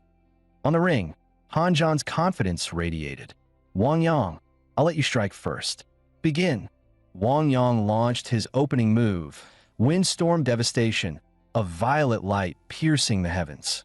4 gold-ranked judges gasped. That diamond-class armor. Han Zhan's pushed it this far, with his aura blazing at its peak, clad in diamond core armor. Han Zhan stood like a mountain. Wang Yang scoffed. So what if your blood surges? So what if your armor shines? The principal analyzed quickly. Wang Yang was a pure speed assault type, his form lost amid the roaring winds. Su Bai thought grimly. No wonder he's mid-silver. I'm still only mid-bronze. Everyone expected a drawn-out duel, but Han Zhan's sharp eyes caught a fatal opening. He unleashed his Earth Rank art, Heaven-Slaying Slash. The deafening roar shook the entire arena. Wang Yang felt a crushing pressure descend upon him. His figure flickered back into sight, plain for all to see. The judges shouted in shock. That's General Han's Sky Splitter Slash. 3 years ago, he used it to cleave a diamond-class foe in half. Brilliant. Han Zhan truly is the Army's #1. He's turned a killing strike into a control technique. Wang Yang, tactics failing, countered with his own Earth Rank art, Sky-Piercing Spear. Blades of energy rained down like a storm, crashing toward Han Zhan. But Han Zhan's face never wavered. A head-on clash? Wang Yang, you've already lost. The next instant, their weapons collided in a thunderous explosion. Wang Yang's body, battered and broken, was blown back across the ring, defeated. Many in the crowd couldn't believe their eyes. That strike was way too brutal, and that was with the flat of the blade. If it had been the edge, Wang Yang would already be a corpse. This is supposed to be a tournament. Do they really need to fight like it's kill or be killed? Clearly, the audience struggled to accept the blood-soaked reality. As Wang Yang staggered to his feet and surrendered, Han Zhan claimed the first victory. For the Great Wall Guard Academy, Combat was never a sport. It was always life and death. Next came Jiangzhou University's match against Modu University. Luo Yongqiang stepped forward as their opening fighter. The principal warned him softly, "If you can't hold on, concede. Don't force it." But Luo, proud as any prodigy, burned with defiance. His opponent, twin blade wielder Zheng Leixiao, saw the fire in Luo's eyes and chuckled. "Little brother, how would you like me to toy with you?" Luo Yongqiang didn't waste words.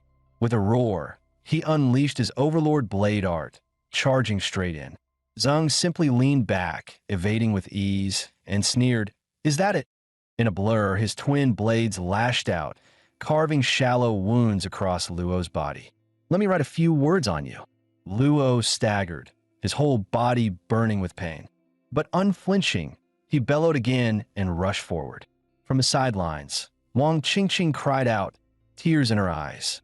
"This isn't a fight, it's humiliation." She begged the principal to pull Luo out, but Subai held her back.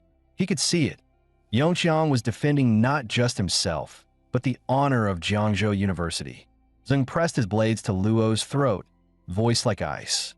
"Give up, or your end will be worse." But Luo clenched his teeth and refused to yield. In the next heartbeat, steel pierced his body. Zheng slashed again and again, leaving humiliating wounds as the crowd gasped in horror. Finally, Luo Yongqiang's head slammed against the ring floor. He collapsed unconscious. Across his bloodied shirt, two characters had been carved deep and cruel, trash. The entire Jiangzhou University team rose to their feet, eyes blazing with fury at Zheng Leixiao. One voice roared from the stands. "Have you no humanity? Torturing an opponent like that is beyond cruel." Su Bai's anger flared as he ordered his teammates to carry the unconscious Luo Yongqiang off the stage. Next, Bai Ningbing stepped up. He would never allow such arrogance to continue. Zheng Leixiao smirked dismissively. "Another one? Umph, not even worth the effort anymore." Bai Ningbing roared, "I'll take your life." He ignited his berserk state, unleashing the Bai clan's twin arts, Phantom Step and Spirit Blade. A razor-sharp strike descended toward Zheng. He slipped aside with a sidestep and countered with a vicious slash. Bai Ningbing fought like a man possessed, every strike reckless, every blow carrying the weight of death. The ring itself became a living hell. The audience recoiled. Even from 100 meters away, it felt as if the air reeked of blood. As the duel raged, the danger only escalated. But Zheng was stronger, and soon he found his chance. His twin blades locked against Bai Ningbing's chest. "It's over. You're nothing but trash, a mere bronze rookie." Bai Ningbing ignored the blood pouring from his wounds, teeth clenched. Jiangzhou never surrenders.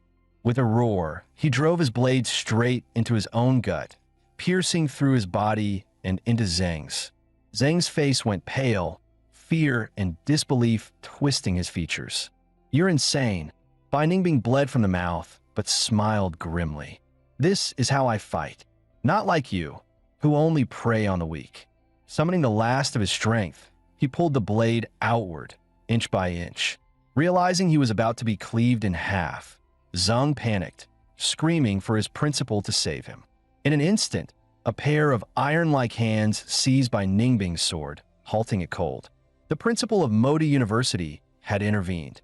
"This match," he declared coldly, "Modu forfeits." The host froze, incredulous. "Forfeit? Like this?" With a flick, the Shanghai principal knocked the blade free and dragged Zheng back. Jiangzhou's old principal stormed the ring, catching Bai Ningbing's collapsing body. He bellowed in fury. "So this is your student body? They humiliate opponents, then cry for rescue when death stares them in the face." The Shanghai principal sneered. "Old Jiang, don't think that making top four give you the right to bark at us. Enough talk. Let the students settle it in the ring." With that, he left with his bloodied fighter. The old principal trembled with rage. "Subai, get up there. Don't hold back. Hit them as hard as you can." Subai clenched his fists, striding toward the ring with cold determination. This time, Modu University would pay in blood. Below, the principal held Bai Ningbing close, whispering comfort to the boy who had fought for honor. On the other side, Chao Zishuan was eager to step in and crush Jiang Zhou, but his principal waved him down. Save it for the finals. Su Bai stood tall in the center of the stage, his voice booming like thunder across the arena. If I defeat Modi University, they will apologize publicly. Do you dare accept my challenge? From the stands, Su Bai's fans erupted in chants. Crush Modi University. We believe in you. Some spectators whispered excitedly. If Shanghai Uni really had to apologize publicly, that would be explosive news. But Modi University had no such intention. Their fighter, Huang Sheng, stepped forward with a sneer. I'll show Jiang Zhou just how massive the gap between us truly is. Apologies? That's the whining of the weak. The strong never bow to the weak. Su Bai only smirked, his arrogance eclipsing Huang's. He raised his voice to the host. Send out another one. I'll fight two of them at once. I don't have time to waste. The crowd went into an uproar. Is Su Bai insane? The Shanghai captain, Chao Zishuan, hasn't even entered yet. This is madness. Su Bai turned toward Shanghai's bench and flashed a blatant, mocking gesture of provocation. The Shanghai principal's face darkened. A backwater university dares provoke us? Chao Zishuan, go. Show them the pride of Shanghai cannot be trampled. In a blur, Chao Zishuan landed on the stage, his voice icy. Boy, I'll show you the meaning of humiliation. In his hands gleamed two blades, one exuding a killing chill like frozen steel, the other blazing with violent fire. With their release, his aura erupted like a storm. From the judges' table, a senior gasped. Millennial frost iron and molten blaze iron. Those blades were forged from the rarest of ores, and the twin cores embedded in the hilts. They're platinum-grade beast crystals. No wonder, the Chao family and Modi University truly spared no expense. Each sword is priceless. The legendary Ice-Fire War God, once a graduate of Modi University, left his deadliest technique behind. Could be that Chao Zishuan has mastered it. Chao Zishuan leveled both swords at Su Bai. Don't say Shanghai bullies the weak. Call out your beasts, or you won't even survive a single strike. Su Bai only folded his arms, a lazy grin tugging at his lips. Thanks for the suggestion, but beating you? I won't even need my beasts. Huang Sheng burst into laughter at Su Bai's arrogance. A beast master fighting barehanded, without his pets? What a joke. But the principal in the distance saw the truth. Su Bai had already awakened his origin resonance. Chao Zishuan snarled. Arrogance equals death.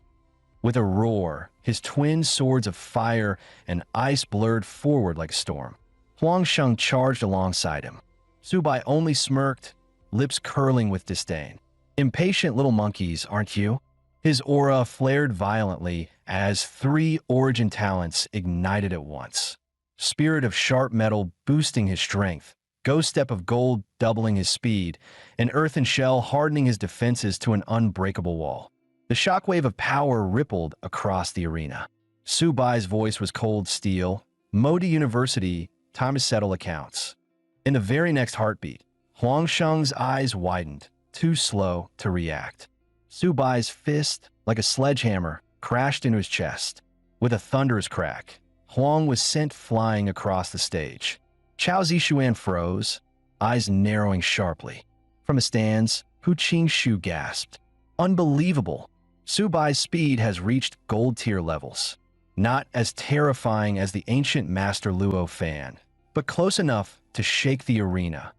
Su Bai turned his gaze on Chao Zishuan, eyes gleaming with mockery. Tell me, have you ever felt truly powerless? Chao's jaw tightened. You've earned the right for me to take you seriously, but nothing more.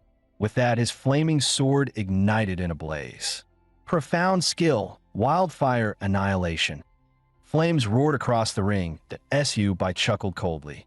Is that all? In an instant, his form blurred, Ghost Step of Gold, and he appeared behind Chao in a blink. Huang Sheng scrambled back into the fight, rushing to flank Su Bai from the other side. Panic flashed in Chao's eyes. Watch out! But too late. Su Bai's elbow slammed into Huang's chest, followed by a storm of fists. For crushing blows in rapid succession, the last smashing across Huang's face, sending blood spraying as his body crumpled helplessly to the ground. With a final brutal kick, Huang Sheng's body crashed to the ground, his face swollen like a pig's head. Su Bai lifted his foot, voice icy. Those 7 blows were payback for the 7 cuts on Luo Yongqiang's body.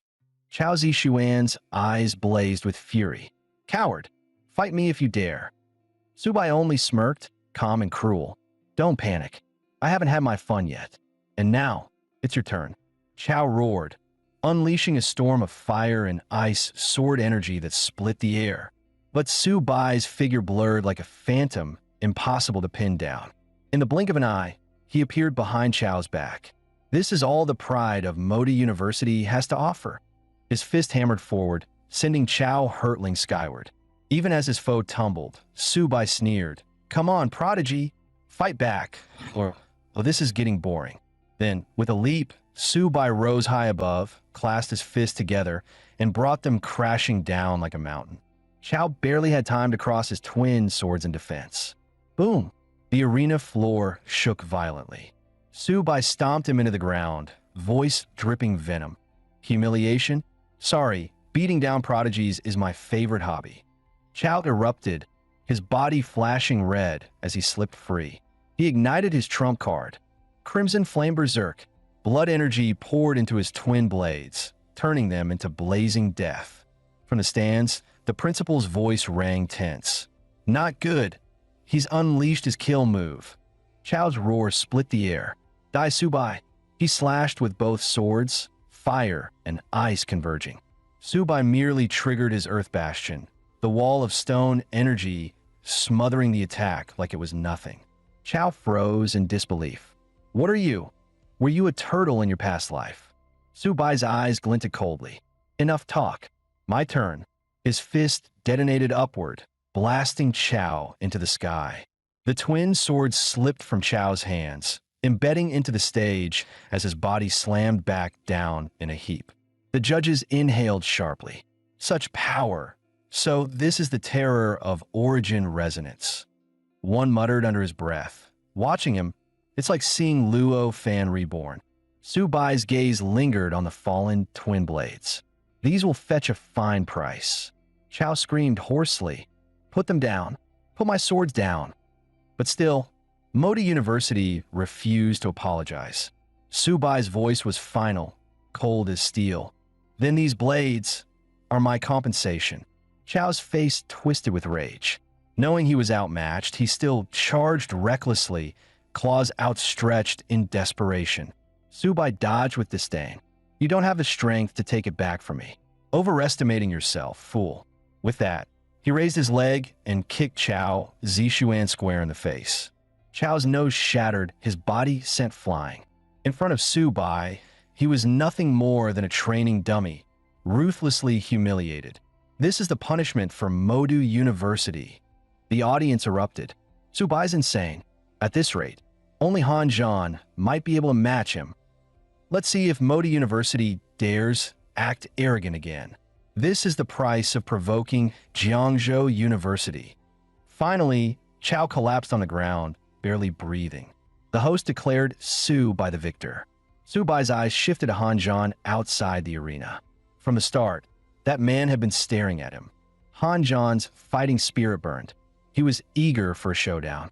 As Su Bai bundled up the priceless Ice-Fire twin swords, Modi University's principal blocked his path, demanding their return. Su Bai's tone was calm, but sharp. "These are my spoils of war. If you want them back, fine. Apologize publicly to Jiangzhou University and pay for medical expenses and damages." The crowd roared in agreement, chanting for Modi University to apologize. Yet the principal refused. Su Bai's voice boomed. "Isn't this what your Modi University preaches? The strong rule over the weak? I'm only treating you the way you treat others." Jiangzhou's principal and teammates jeered from below. "Let's see where Modi University hides its face now." Suddenly, the Modu principal unleashed diamond-level blood energy, intent on striking Su Bai down. The old principal shouted urgently for Su Bai to retreat. The Great Wall Academy's principal frowned. How could a headmaster stoop to attacking a student? Under the crushing aura, Su Bai's breathing turned heavy. In the next instant, the Great Wall principle flared with diamond-level energy, clashing with Modu's aura. The Jiangzhou principle, though weaker, still stood firmly in front of Su Bai. The Great Wall principle roared, a diamond-level headmaster fighting a student. Don't you feel shame? The Modu principle sneered. This is Modu. Great Wall, keep your nose out of our business. Jiangzhou's old principal shouted back, harm a Jiangzhou student, and I'll fight you with my life. Suddenly, a mightier aura descended from the sky, crushing all three principals at once. They looked up in shock. It was Elder Zhao. Though white-haired, he looked no older than 18. He was Zhao Yi, the 6th-ranked Lord-class powerhouse. Zhao's voice thundered. I leave Modi University for a few years, and you turn it into this cesspool? Attacking a junior. What face do you have left as headmaster? The Modu principal dropped to his knees, trembling. Zhao turned to Su Bai. I watched the match. Su Bai, you did well. On behalf of Modi University, I apologize to Jiangzhou. Our creed at Modu is that only the strong can keep the nation safe. But true strength should be like Master Luofan's. Immense power used to shield a nation. In recent years, Modu has forgotten that responsibility. That is a grave mistake. This match, our defeat to Jiangzhou, is beyond dispute. The sword are yours, Su Bai. Even as the Modu principal fawned desperately, Zhao demoted him to mere instructor. With the stage under repair, the finals were delayed for 1 hour. Offstage, Su Bai finally let out a breath. He'd nearly been overwhelmed just now. The old principal's eyes gleamed with pride. Today, Jiangzhou rises again. But next, you face Great Wall Academy. Han Zhan's strength runs deep. Su Bai took the chance to ask for a reward. This time, the old man wasn't stingy. He handed Su Bai 2 high-tier silver beast cores. Soon, the finals began. Tens of thousands of voices erupted in the fiercest cheers yet. Han Zhan entered the stage, proposing a one-match decider. Su Bai agreed without hesitation. Checking Han Zhan's system stats, Su Bai realized his opponent's power was truly formidable. Han Zhan charged forward, spear in hand, momentum surging. Su Bai's aura exploded, fueled by 5 augmentation talents at once. Then witness my true strength. The two figures blurred, clashing in a storm of howls and sparks. Su Bai quickly realized Han Zhan was still holding back. The judges exchanged solemn looks. His speed has risen even further. No weaknesses at all. Unless you overwhelm him by realms, you can't suppress him. Their verdict was unanimous. Su Bai couldn't possibly match Han Zhan. Su Bai's fist shot forward at blistering speed, aimed straight at Han Zhan's head. But to someone like Han, such a cheap trick was child's play. Han Zhan's blade howled through the air, carrying a tearing sound as it slashed down at him. Su Bai smirked inwardly. As expected, a man forged on the 10,000 races battlefield. No weaknesses at all. But my next move, you won't dodge it. Prepare for something truly vicious. His punch lashed out at Han Zhan's crotch. Crude? Maybe. Effective? Definitely. The stands erupted with laughter. I've seen everything now, this guy's insane. Girls blushed furiously, unable to look away. Han Zhan twisted his body, clamping his legs in a bizarre motion to evade the strike, his voice furious. You dare use such a shameless move? Battlefield or arena, the rule's the same. Strike where hurts. Su Bai snarled, following with another brutal punch. Han Zhan was sent flying a dozen meters, slamming hard into the ground. But all this time, he had only been probing. Now he would fight seriously. Raising his 1,000-pound blade, Han Zhan channeled an ocean of blood energy into it. Earth-rank technique, endless blade howl. Thousands of razor-edged arcs of blade energy ripped through the storm towards Su Bai. Su Bai's eyes turned cruel. He crossed the twin ice-fire swords like a shield, stacking both Earth Bastion and Earth and Spirit Possession to the extreme. The judges gasped. That's General Han's legendary technique. 3 years ago, one swing of that blade turned thousands of beasts to dust beneath its storm. After blocking strike after strike, Su Bai was blasted backward, crashing across the arena. Han Zhan stood tall, blade in hand, demanding Su Bai unleash everything he had. Jiangzhou's principal and Hu Qingxu looked grim. No one can withstand power like that. But this was just the beginning. Su Bai might lose in close combat, but he was a beastmaster. With a roar, he summoned Xiao Bai and Xiao Ba. Crush him for me. Two colossal beasts slammed onto the arena floor, shaking the ground. For the first time, Han Zhan's face hardened at Su Bai's true strength. Han, your end is here. Su Bai charged alongside his beasts. Spotting a gap in Han Zhan's lower defense, they struck. Xiao Bai's razor claws howled down like a storm, forcing Han to block. But Xiao Ba's massive tail followed instantly, blasting Han into the air. His diamond tier armor shattered halfway. Su Bai's voice rang cold. Don't force it. Admit defeat early, it's no shame. But Han Zhan roared back, enraged. I hadn't wanted to use this technique. Its power is beyond my control.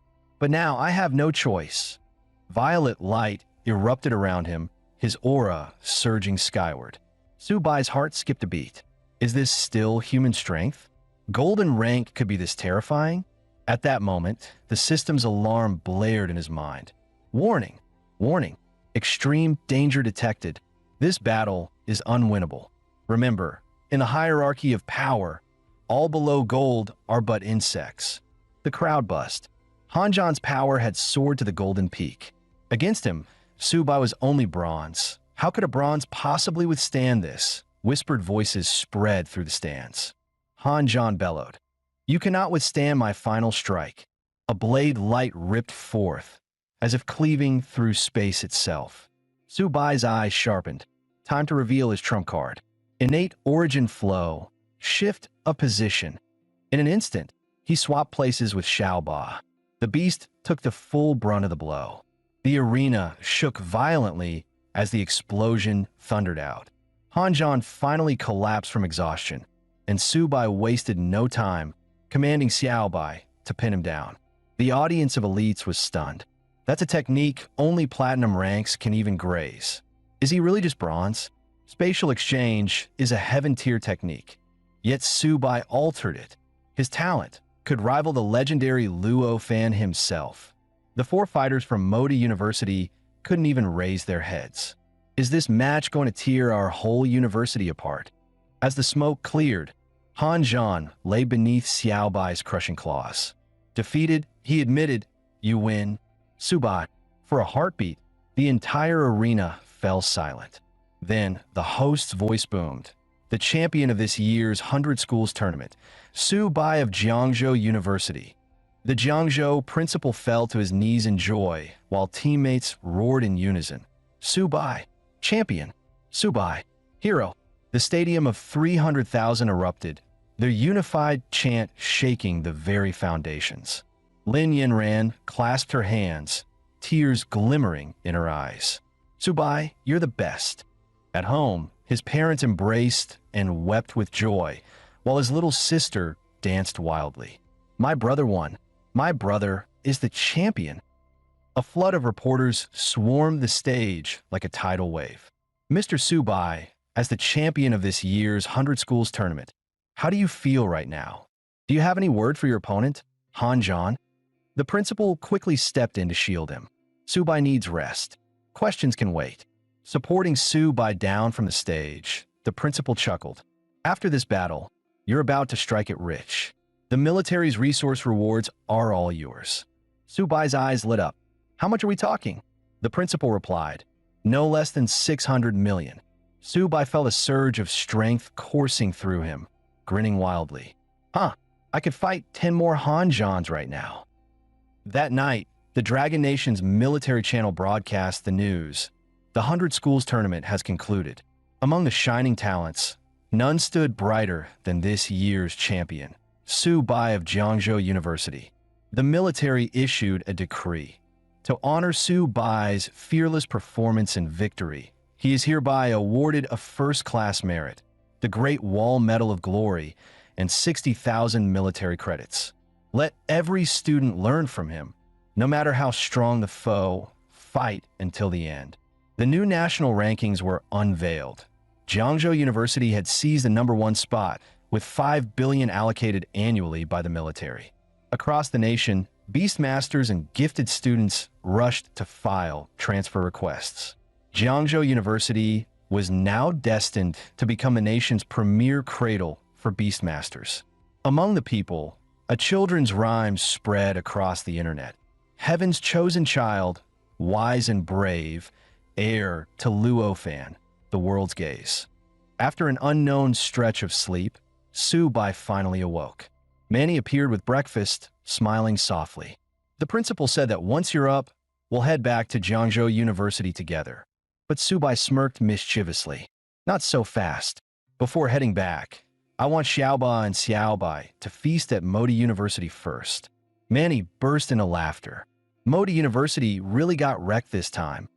As Su Bai returned to Jiangzhou University, the entire faculty and student body, along with the school leadership, gathered at the gates to welcome him like a conquering hero. From that moment on, Jiangzhou University had ascended into the ranks of the top academies. When one rises to the heavens, all ascend with him, and Jiangzhou was the very embodiment of that saying. The announcer's voice rang out. Now, let's invite the most outstanding performer of this year's tournament, Su Bai, to deliver his champion speech.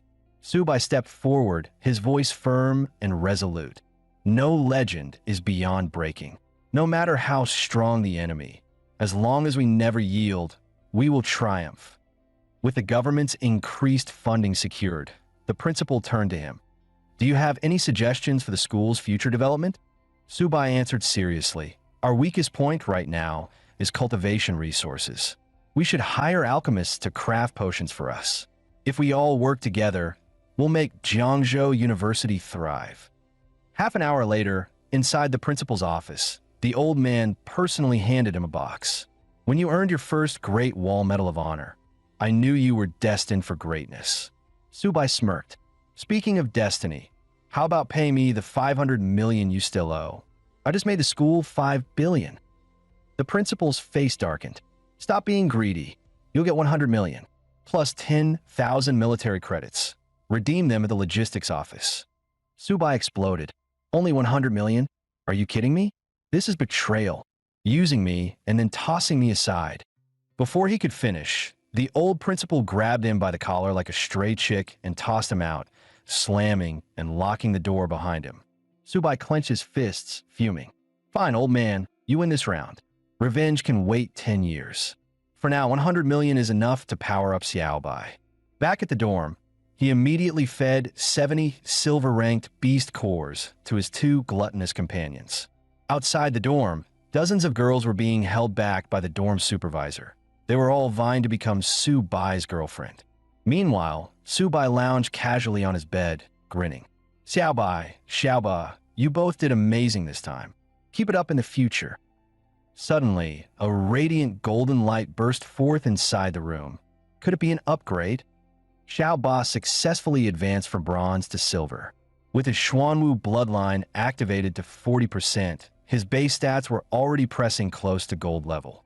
Su Bai leapt off the bed in excitement, grinning. Worth every coin. Keep eating, Xiaoba.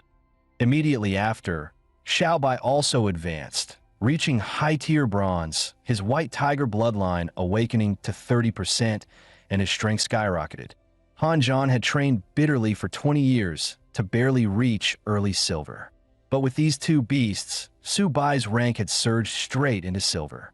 This was the pure joy of a true cheat. Suddenly, Han Jiagong burst into the dorm, eyes shining with worship. Brother Su, you my god. He clung to Su Bai's leg in excitement, announcing that he had awakened as well, a glorious Beastmaster ability, just like Su Bai. Then, right in front of him, Han Jiagong pulled out a turtle. Su Bai froze. Wait, you're raising a turtle too? Han Jiagong beamed. When my grandfather heard I awakened, he wanted to spend a fortune catching a bronze-level beast for me. I was panicking. What future is there in raising just a bronze beast? If you raise beasts, you raise turtles. A Beastmaster who doesn't raise a turtle isn't a real Beastmaster. Right, Brother Su? Su Bai nearly collapsed. Somehow, raising turtles had turned into a badge of honor. Yet within Xiao Ba flowed the bloodline of the mighty Xuanwu itself. Then the system's voice rang in his mind. Congratulations, host. You have awakened the new talent / Dominion. By using sacred beast essence, you may awaken latent beast masters who worship you to the extreme and grant their chosen pets the bloodline of a sacred beast, making them descendants of divinity. / name, Han Jiagong, awakened as a beastmaster through Xuanwu essence. His beast can inherit up to 10% Xuanwu bloodline. Host holds dominion over his life and strength. Subai gasped. Xiao Ba and Xiao Ba were about to have disciples of their own? Did this mean he was about to become a Grandmaster Patriarch? Brimming with excitement, he clapped Han Jiagong's shoulder. That's right. A Beastmaster who doesn't raise turtles isn't a real Beastmaster. Meanwhile, at Jiangzhou University's reception hall, a flood of transfer students lined up for strength evaluation. The mentor gave a weary smile. Since you've chosen Jiangzhou, our doors are wide open. Now release your beasts. A man in a white tank top pulled out a massive turtle from his backpack. Come out, my battle pet. Earth Mystic Turtle. To everyone's shock, over a dozen Beastmasters all pulled out turtles. Brazilian turtles, snapping turtles, even ancient soft shells. The admission hall instantly looked like a turtle summit. The instructor frowned at a vest-wearing boy. Po Guang, are you really a Beastmaster? You don't have a trace of spirit force. Clearly you're a blood-chi martial artist. That turtle of yours looks like it came straight from the wet market. He turned to another student. And you're obviously a lightning-type esper. What's with raising a turtle just to pretend you're a Beastmaster? The so-called imposters straightened their backs, shouting in unison. We don't care. We're Beastmasters. We want to be in Su Bai's class. So what if I'm lightning type? Who said lightning espers can't raise beasts? Mine is a thunder turtle. The instructor's face darkened. Ridiculous nonsense. Just then, Su Bai happened to pass by. He nearly choked. So many turtles in one place, his academy really was turning into a reptile farm. Suddenly, a girl in the crowd spotted him and screamed, "It's Su Bai, the real one." The transfer students went wild, swarming toward him like starstruck fans. Su Bai, we're your followers. Please help us stay. Overwhelmed, Su Bai bolted, sprinting straight toward the principal's office. Meanwhile, at the military front lines, a war council convened. Scouts report that the myriad clans have dispatched 13 tribes. Nethercats, six-eared demon wolves, and more, gathering near our outpost. Their intentions remain unclear. Nie Qing spoke gravely. The myriad clans have grown increasingly aggressive in recent years. Regardless of their motives, we must strike first.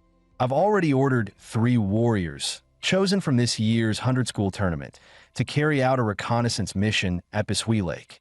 At the name Bishui Lake, every commander's face changed. That's a forbidden land. Even clan champions dare not step too close. Sending ungraduated students is madness. But Nie Qing shook his head. Human warriors must face the front eventually. I believe they can accomplish it. As long as I hold the line, even the king realm of the myriad clans won't move recklessly. This mission is critical. Carry it out.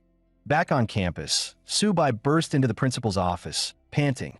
Principal, we're about to turn into a turtle breeding institute.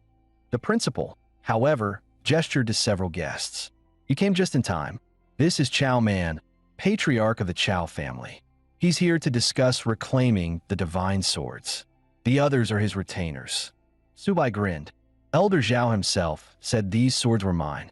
Whether I sell them or not, that's up to me. A Chao retainer slammed the table, eyes blazing. Absurd. Those divine weapons belong to our Chao family. If not for Elder Zhao, we wouldn't even be entertaining this nonsense. The principal's expression hardened. You dare slam the table at Jiangzhou University? A louder slam resounded in reply.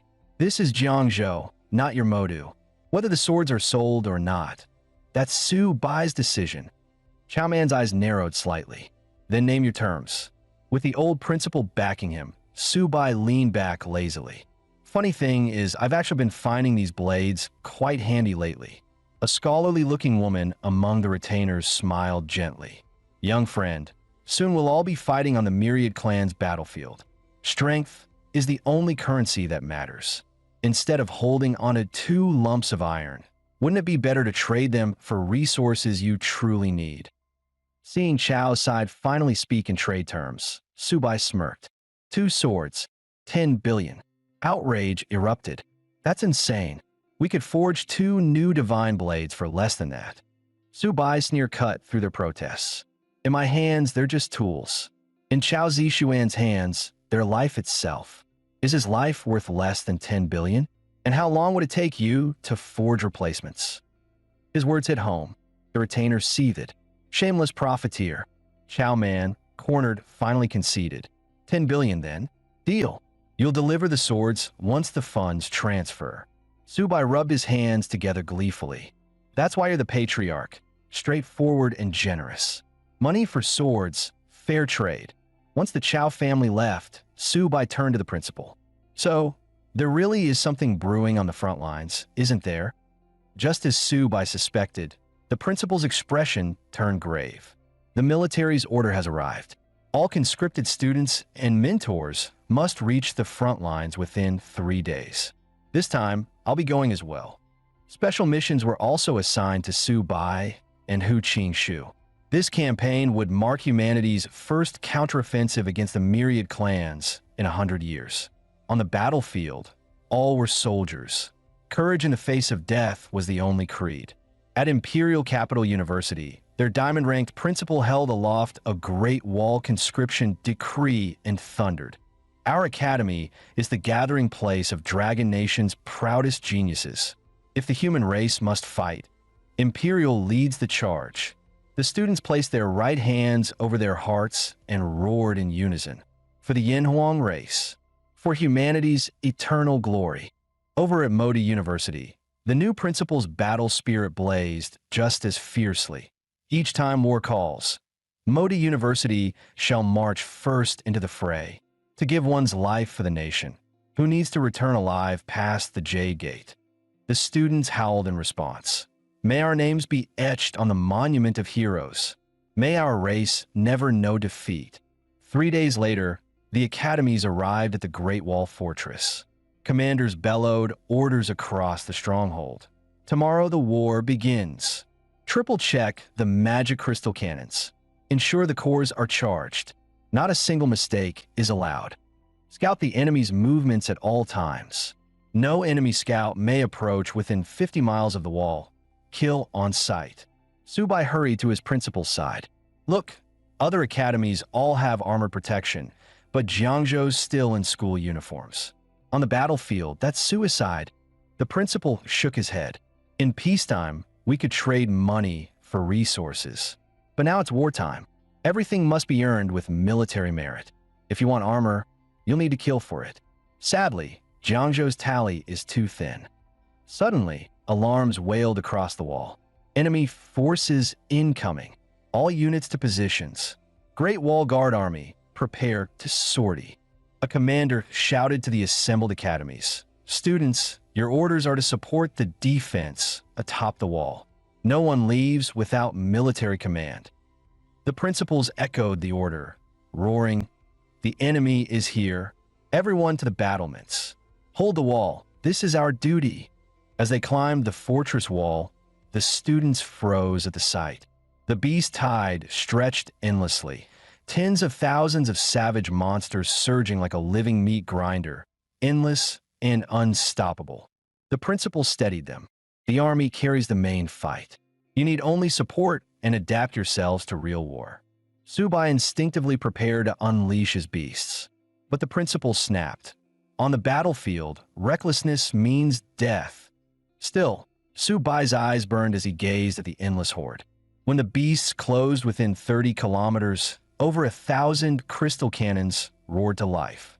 Their shells tore through the suffocating miasma above the horde and detonated within the tide, each blast vaporizing everything in a radius of dozens of meters. On the wall, commanders shouted furiously, "Recharge the cores! Ready the next volley!" With the beast tide pressing ever closer, The academy's students gritted their teeth and readied themselves for the clash. At that moment, 10 platinum-ranked guardians of the wall descended from the skies, plunging straight into the beast tide. Each strike shattered monsters like waves dashed against stone, exploding them into gore and smoke. Then came 1,000 gold-ranked elites, leading hundreds of thousands of soldiers in a thunderous charge. Humanity and the myriad clans clashed in a frenzy of steel and blood. The Great Wall Guard fought like madmen, blades flashing, slaughtering the creatures at their sides. Rage toward their mortal enemies drove them beyond fear, beyond death. The students of Jiangzhou University burned to join the fray, but their principal barked them down. Fools! The battlefield is not a place for childish pride. Your order is to hold the wall. That is also protection for you. To rush out now is nothing but a waste of lives. When you become true warriors, you'll have all the chances you need to kill. Suddenly, a thunderous blast, like a crystal cannon, erupted, obliterating a dozen bronze-ranked beasts. The Platinum Guardians froze. What? Weren't the cannons ordered to cease fire? The commander blinked in confusion. Signal Corps, didn't we order a halt? Who's still firing? The soldier pointed. Over there. Subai was grinning ear to ear, directing Xiao Ba. Keep firing. Blast them with your elemental shells. The old principal gawked. This brat. Hu Qingshu muttered in disbelief. Who knew a beastmaster could fight like this? Subai shouted to Xiao Ba. Target the bronzes. Earn me more merit points. Watch your aim. Don't hit our men. He turned to Xiao Bai. You two don't slack off. Otherwise, all the beast corps go to Xiao Ba. Veterans and commanders alike stared in shock. An ungraduated student with monsters like this? Under Xiao Ba's bombardments and Xiao Bai's assaults, the human lines lightened, the beast tide collapsing in heaps of corpses. The commander roared. Platinum ranks. Hunt down the fleeing. Gold ranks. Finish the wounded. The principal shook his head in awe. This boy, he always finds a way. Subai smirked. So this counts as military merit, right? The principal sighed. Plenty of it. In fact, too much. Others barely had the chance to swing a blade. In the war office, a platinum adjutant reported to General Hu Huanshan. We lost 568 soldiers. 200 crystal cannons are cooling. But we annihilated 125,000 enemy beasts in half an hour. A decisive victory. The general's face remained cold. Pass it down. The main force rests. Tomorrow, we fight again. The adjutant hesitated, then added, a student from Jiangzhou, Subai. He used his beasts like cannons and slew countless enemies. The commander requests merit reward. A spark lit in Hu Huanshan's eyes. Interesting. Reward him, count his kills. 3 minutes later, chaos erupted in the camp square. Unfair. We never got a fight. How do we earn merit? On the merit board, only Su Bai's name glowed at the top. First place by a landslide. 40,000 merit points. That's 4 billion in value. Even gold ranks barely reach that. Chao Zishuan's fists shook with fury. Why is it always you? I swear, I'll surpass you. Su Bai clapped him on the shoulder. Credit your father's deep pockets. Without him, I wouldn't have so much merit to my name. He'd hoped to turn rivals into allies. Maybe even charge him for weapon upkeep. But Chao stormed off without a word. Dawn of the next day, the fortress filled with the gathered reserve armies. From the skies, Modi University's honorary principal, Zhao Yi, spoke with thunderous passion. Yesterday's 100,000 beasts were only the appetizer. Today, we face even more. Raise your blades, defend the rivers and mountains of mankind. Soldiers roared, eyes ablaze with fervor. Led by Zhao Yi, an army of 1 million surged forward, banners billowing, toward the myriad clan horde. The academy students could only watch from the gates, yearning but forbidden to break orders. With a command, the Legion of Espers unleashed their bombardment. 10,000 unleashed their powers. Thunderbolts as thick as pillars crashed down, shredding the beasts in a bloody pulp. Elemental fury reigned like a storm. In less than a minute, tens of thousands of beasts were ripped apart. The battlefield became hell itself. At the forefront, An elite phalanx of drill bears charged, one of the myriad clan's deadliest ace troops. Heavy armored corps, hold the line, the commander roared. Stop their first charge at all costs. The drill bears slammed into them, blood spraying high as the clash shook the wall. Heavy armored corps, stand firm, crush these beasts. Seeing the line hold, the drill bear leader snarled, how dare humans block us? Break them. Subai's eyes widened in shock. The leader had taken human form. Even the principal was shaken. So, platinum-rank clansmen can already shape-shift. At diamond rank, they'll be indistinguishable from us. Even if you lived with it every day, without a flaw exposed, you'd never notice anything strange. As the battlefield turned more intense, a logistics soldier finally gave orders. All reserve squads will assist the main force in rescuing the wounded and clearing the battlefield. WUDA members will be split into smaller teams for separate missions. First squad, Subai Hanjan, Huqing Shu. Task, either assist with battlefield cleanup or head into the Misty Mountains to regroup with the army. Final decision rests with Captain Subai. Second squad, Wang Yang, Chao Zishuan, Guanjing, Zhengwei Shao. Captain Wang Yang. Task, into the Misty Mountains and support the army in scouting the terrain. Finally, Squad 52, Bai Ningbing, Wang Qingqing, Luo Yonghao, Lei Yunxiao, Zhang Mani. Captain Bai Ningbing. Task, assist the Great Wall Reserve Guards in battlefield cleanup. When the assignments were read out, everyone froze. Teams weren't grouped by school. Almost everyone was scattered apart. Han Zhan, clad in his dazzling purple battle armor, strode up to Subai. Subai, I'll be waiting for our rematch when this is over. Then he smirked. But fighting can wait. Since the three of us are in one squad, I already know which mission to take. After bidding farewell to the principal, they set off immediately. Not far outside the city, the sight before them was gruesome. Corpses littered the ground. Han Zhan's voice was calm. To fall on the battlefield, that is the highest honor of a warrior. Subai paused before Zhang Deshing's body, closing his eyes in a solemn salute. Rest well, senior. We'll walk the path you left behind. Hu Qingshu asked with concern if Subai was all right. Han Zhan added in his own way, this is the destiny of soldiers. Nearby, Little 8 and Little White gnawed on beast cores. Han Zhan shot them a wary glance, worried it might break military rules. Subai quickly explained, they're helping lighten the cleanup. Besides, my beasts need to level up. Soon, the main cleanup force arrived.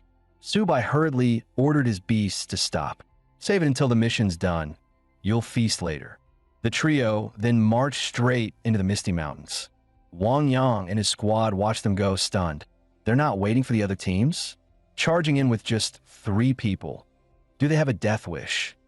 After a moment's thought, Wang Yang decided to follow. Our task is to scout the Misty Mountains anyway. Going in early just means more military merit. By then, Subai's squad had already gone deep into the misty terrain. Hu Qingshu scanned the area and calmly assessed. Visibility here is low, the terrain complex. If the army marches in, they'll be easy prey. Only small squads can operate effectively here. Han Zhan's sharp eyes suddenly lit up. He had spotted something. The blood mushroom was a grade 1 spirit herb, a key ingredient for blood chi powder. Judging by its age, over 10 years, it could fetch hundreds of thousands in the market. Before the words even faded, Subai released Little 8 and Little White to help search. So many treasures of heaven and earth. We can't let them go to waste. Suddenly, Han Zhan sensed a surge of energy. Beasts are coming our way. A golden-ranked 2-headed lizard lunged forward, followed by 3 silver-ranked wolf demons. Subai blocked Han Zhan. A mere golden beast, leave it to me alone. But the 2 ignored him, charging straight at the monsters. You may be captain, but you're not hogging all the spoils. We fight together. Subai shouted back, half annoyed, half amused. Hey, slow down, leave a few for me.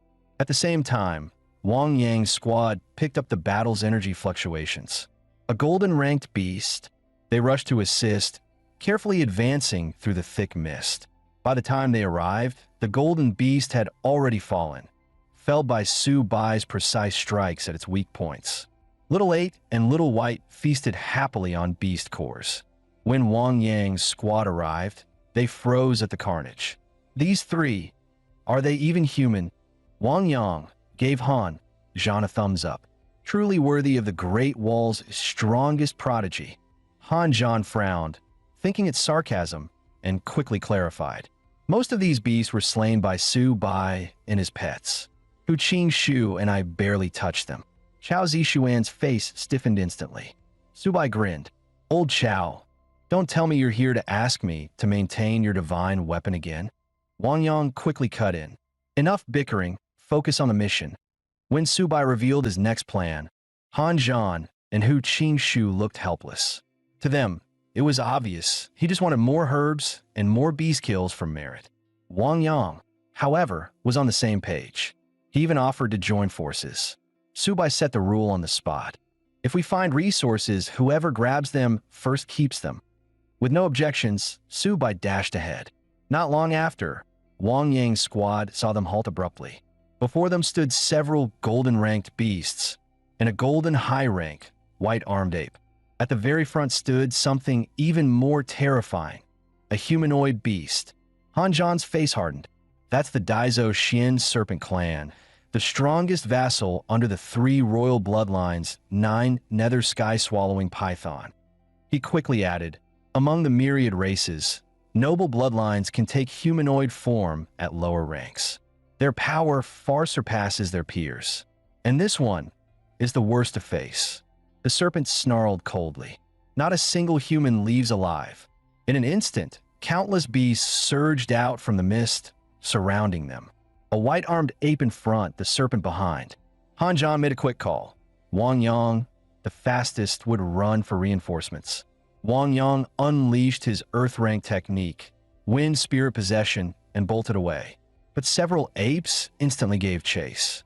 He hadn't even cleared a kilometer before one blocked his path. His heart sank. Looks like I'll have to fight for my life. Meanwhile, the others were already clashing with the beasts. Su Bai summoned his 2 beasts and roared, "Target, the serpent." Little 8 and Little White erupted, unleashing multiple innate powers. The serpent sneered, intrigued. "So you dare challenge me? Perfect. I could use a warm-up."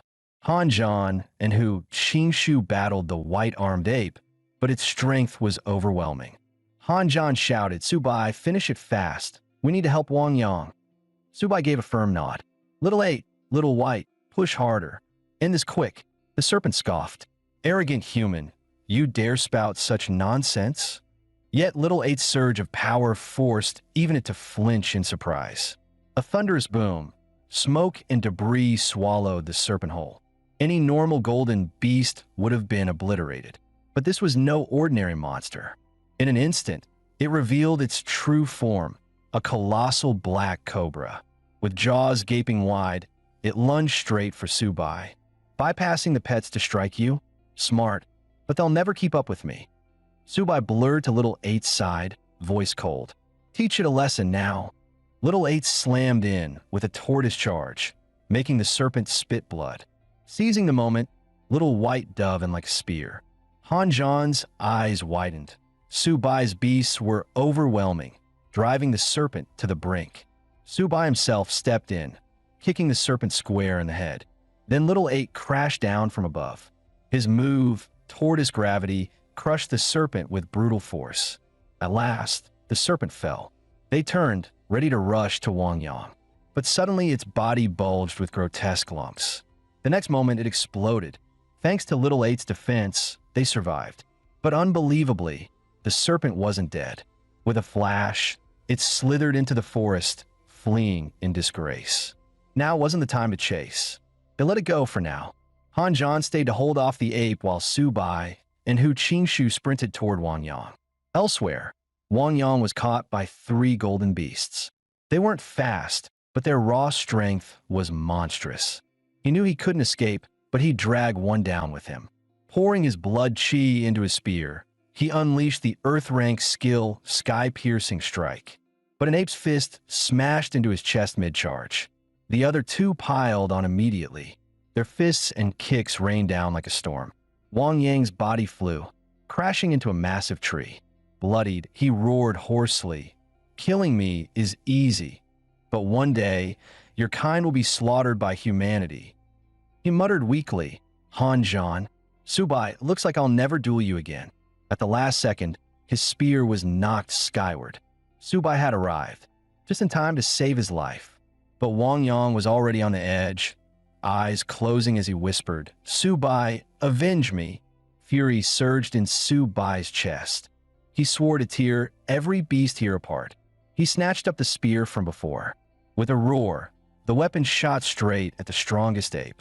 The beast was nailed to a tree, dead on impact. Little 8 and Little White finished off the remaining 2. Subai rushed to Wang Yang's side, trying to rouse him. Just then, the system triggered. Target detected. Potential White Tiger bloodline heir in critical state. Option: use White Tiger Essence blood to revive and convert. Subai's eyes narrowed. He could save Wang Yang, but the price was eternal servitude. With Wang Yang's consent, he barked at Little White for 3 drops of blood. The beast rushed over, and Subai drew the blood midair, ordering his pets to guard him. He slammed his palm, infused with essence, into Wang Yang's wound. Spirit power surged into the man's body. Wang Yang screamed, eyes bulging in agony. Moments later, he was out of danger, his wounds completely healed by the essence. Staring in disbelief, Wang Yang gasped, How did you do this? Not even a king could." Subai's face was cold. "Keep it secret. Forever." At once, a massive phantom loomed within Wang Yang's mind, a decree echoing.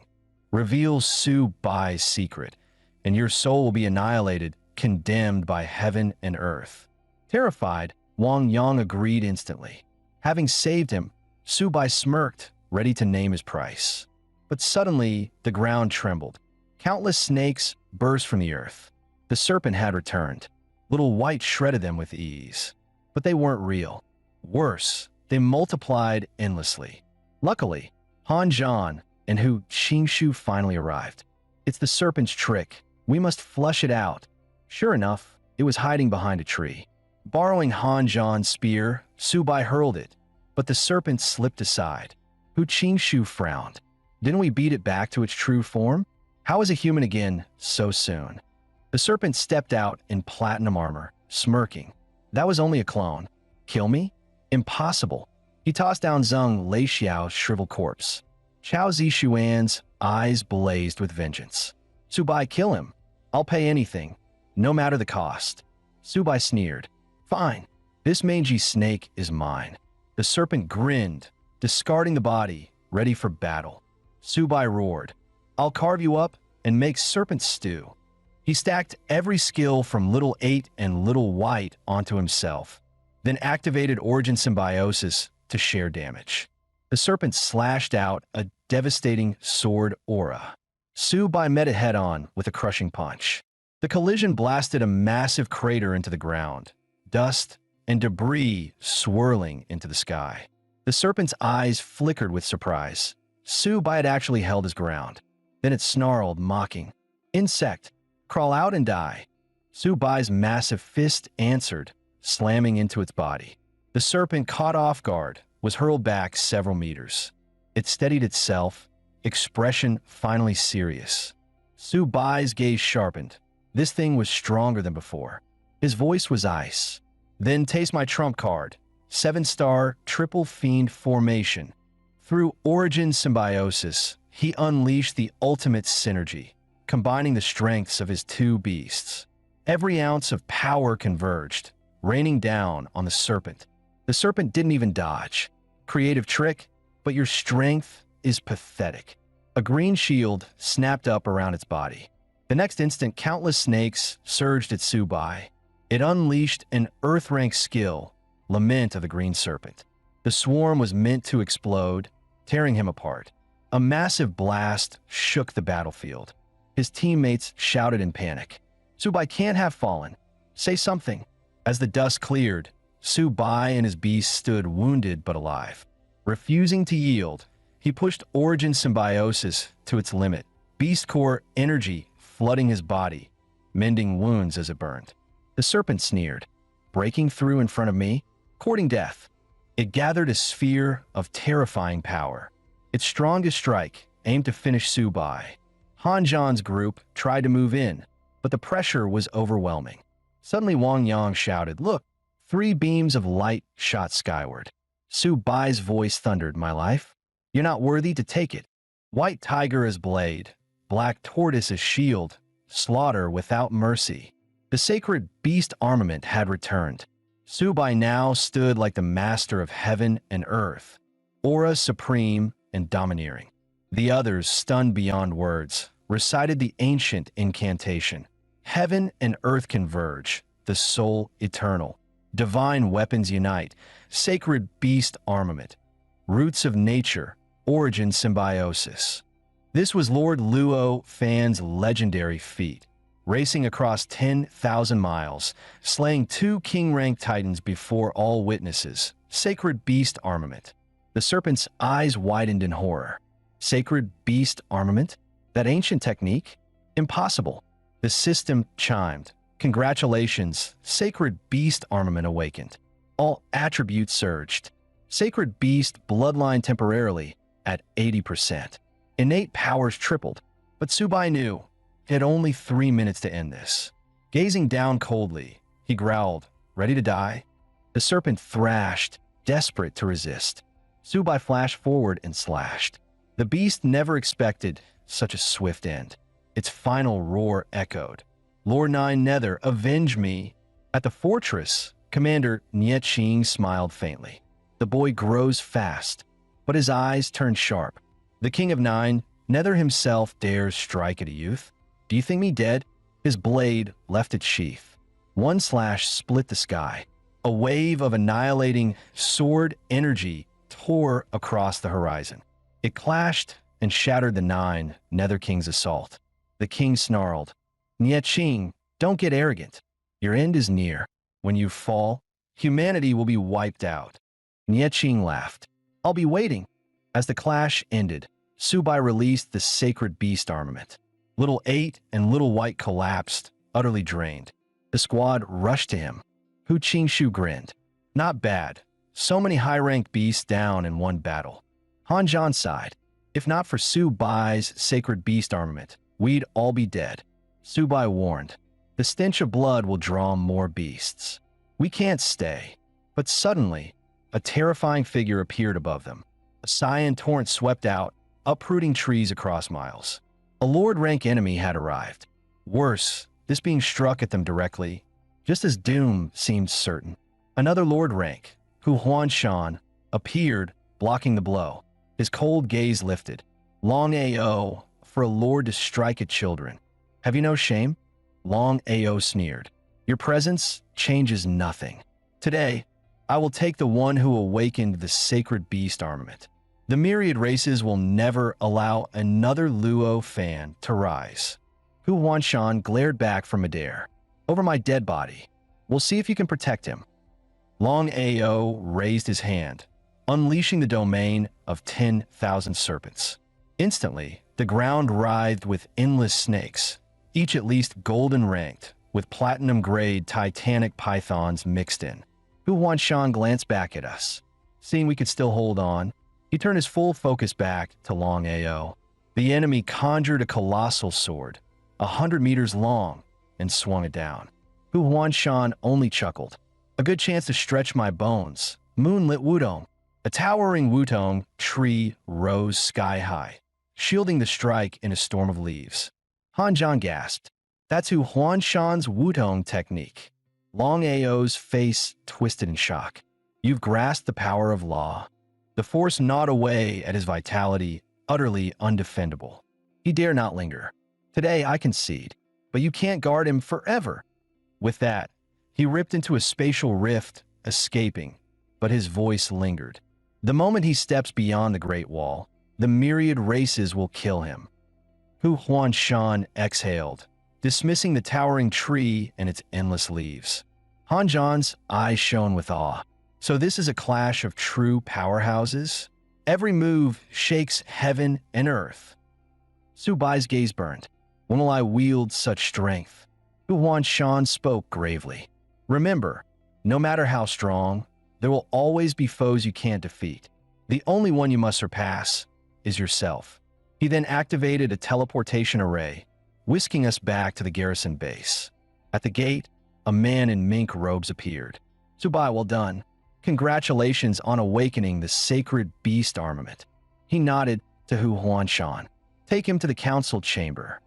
Then vanished without a trace. Subai asked in confusion, who was that? Hu Huanshan's answer stunned him.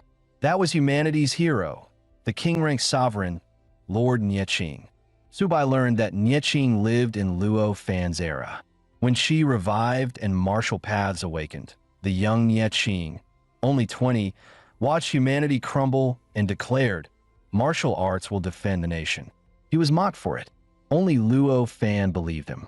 The two became sworn brothers, vowing to dedicate their lives to humanity's survival. As they walked, soldiers cried out excitedly, look, Luo Fan's successor, the bearer of sacred beast armament, Subai. At last, a ray of hope. Let our generation suffer.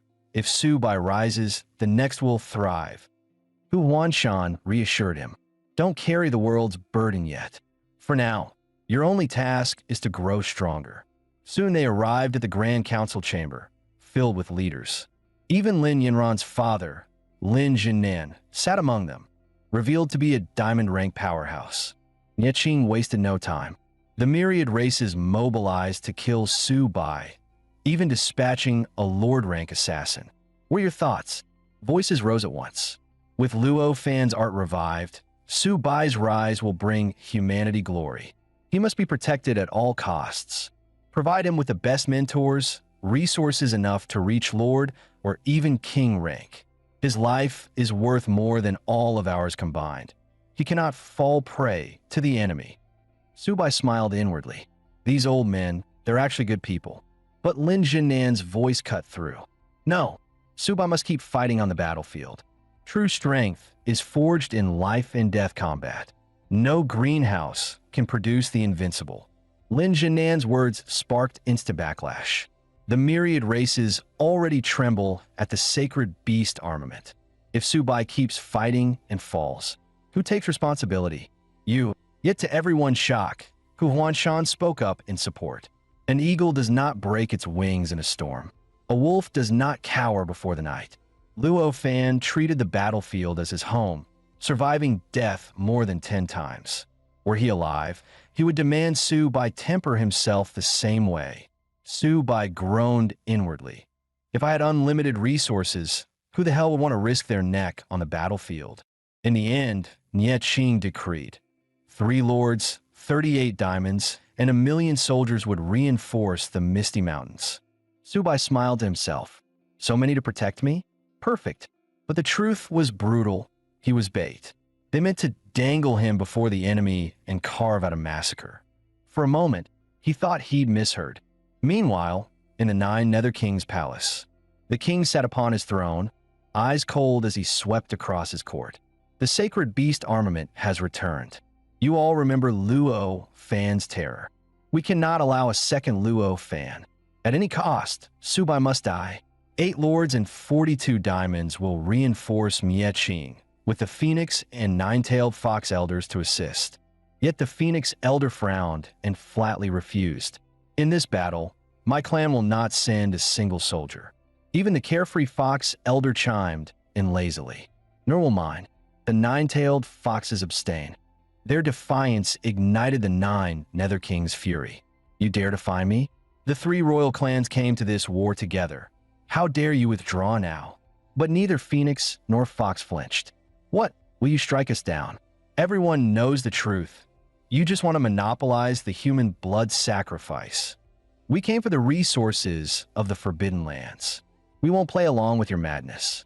With that, both clans turned and left. The Fox Elder added coldly, slaughter isn't our business. The 9 Nether King's eyes blazed with murderous rage, yet he dared not act against them. He could only snarl through gritted teeth. Even without you two, my clan alone will finish the extermination. On the way back, the Phoenix Elder asked about the Saintess. The Elder replied, She's unruly. Our clan has expanded the search. The Phoenix Elder's eyes hardened. Find her before the war begins, at any cost. After the council, Nieching brought Su Bai to his office and produced a piece of sky jade. Wear it. It hides you from everyone but me, even the 9 Nether King. Su Bai thanked him, but added, hiding alone won't cut it. He needed gear and materials to grow stronger. With a wave, Nieching opened a chest. Radiance flooded the room. Inside were treasures, diamond-grade armor, 10,000-year dragon grass, and a frost heart lord core. Nieching cautioned, they'll be yours, but step by step. No rushing your growth. He picked up a diamond-grade armor with a grin. This one's mine. If I drop dead, you'll regret not letting me keep it.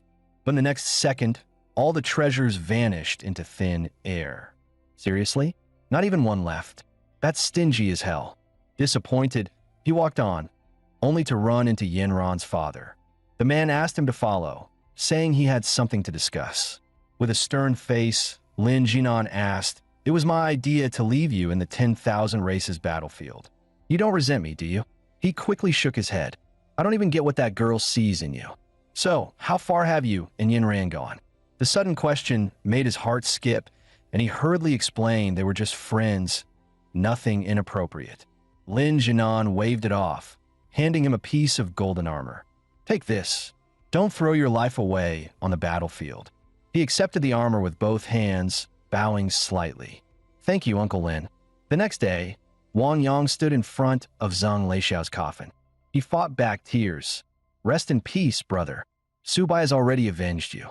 Yet Su Bai strolled in, proudly showing off new gear. Han Zhan blinked. Where the hell did you scam that from this time? Soon, Nieching's voice echoed across the camp. The enemy army marches against us. 1,000,000 strong. They may outnumber us, but humanity will prevail. According to Han Zhan, Lord Nieching could even fight the 9 Nether King one-on-one, so the enemy would definitely send multiple lords to pin him down.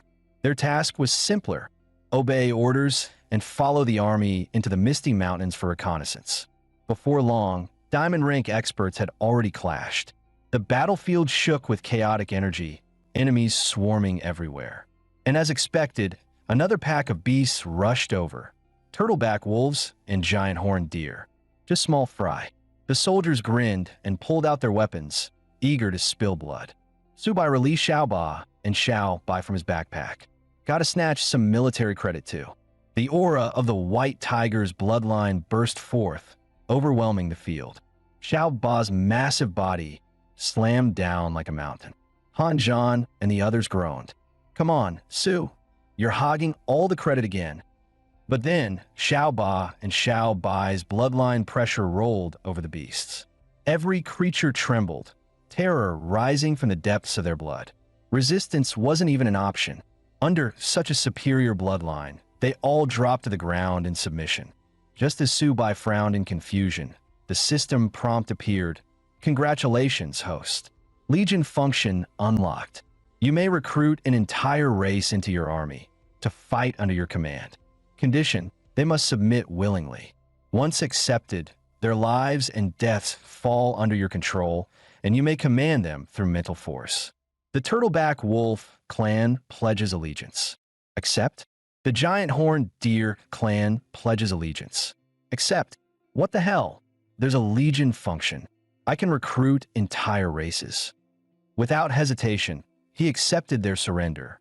His teammates were dumbfounded. How the hell did you tame them? Obviously, my overwhelming charisma, Su Bai smirked. Then he barked his first order. From now on, you follow me. Turtleback wolves secure the rear. Giant horned deer guard both flanks. With them protecting the formation, the recon squad moved faster. But after just a few steps, Xiao Ba suddenly burst out of the backpack on his own. A strange light shone in his eyes, earth element energy swirling around his massive claws.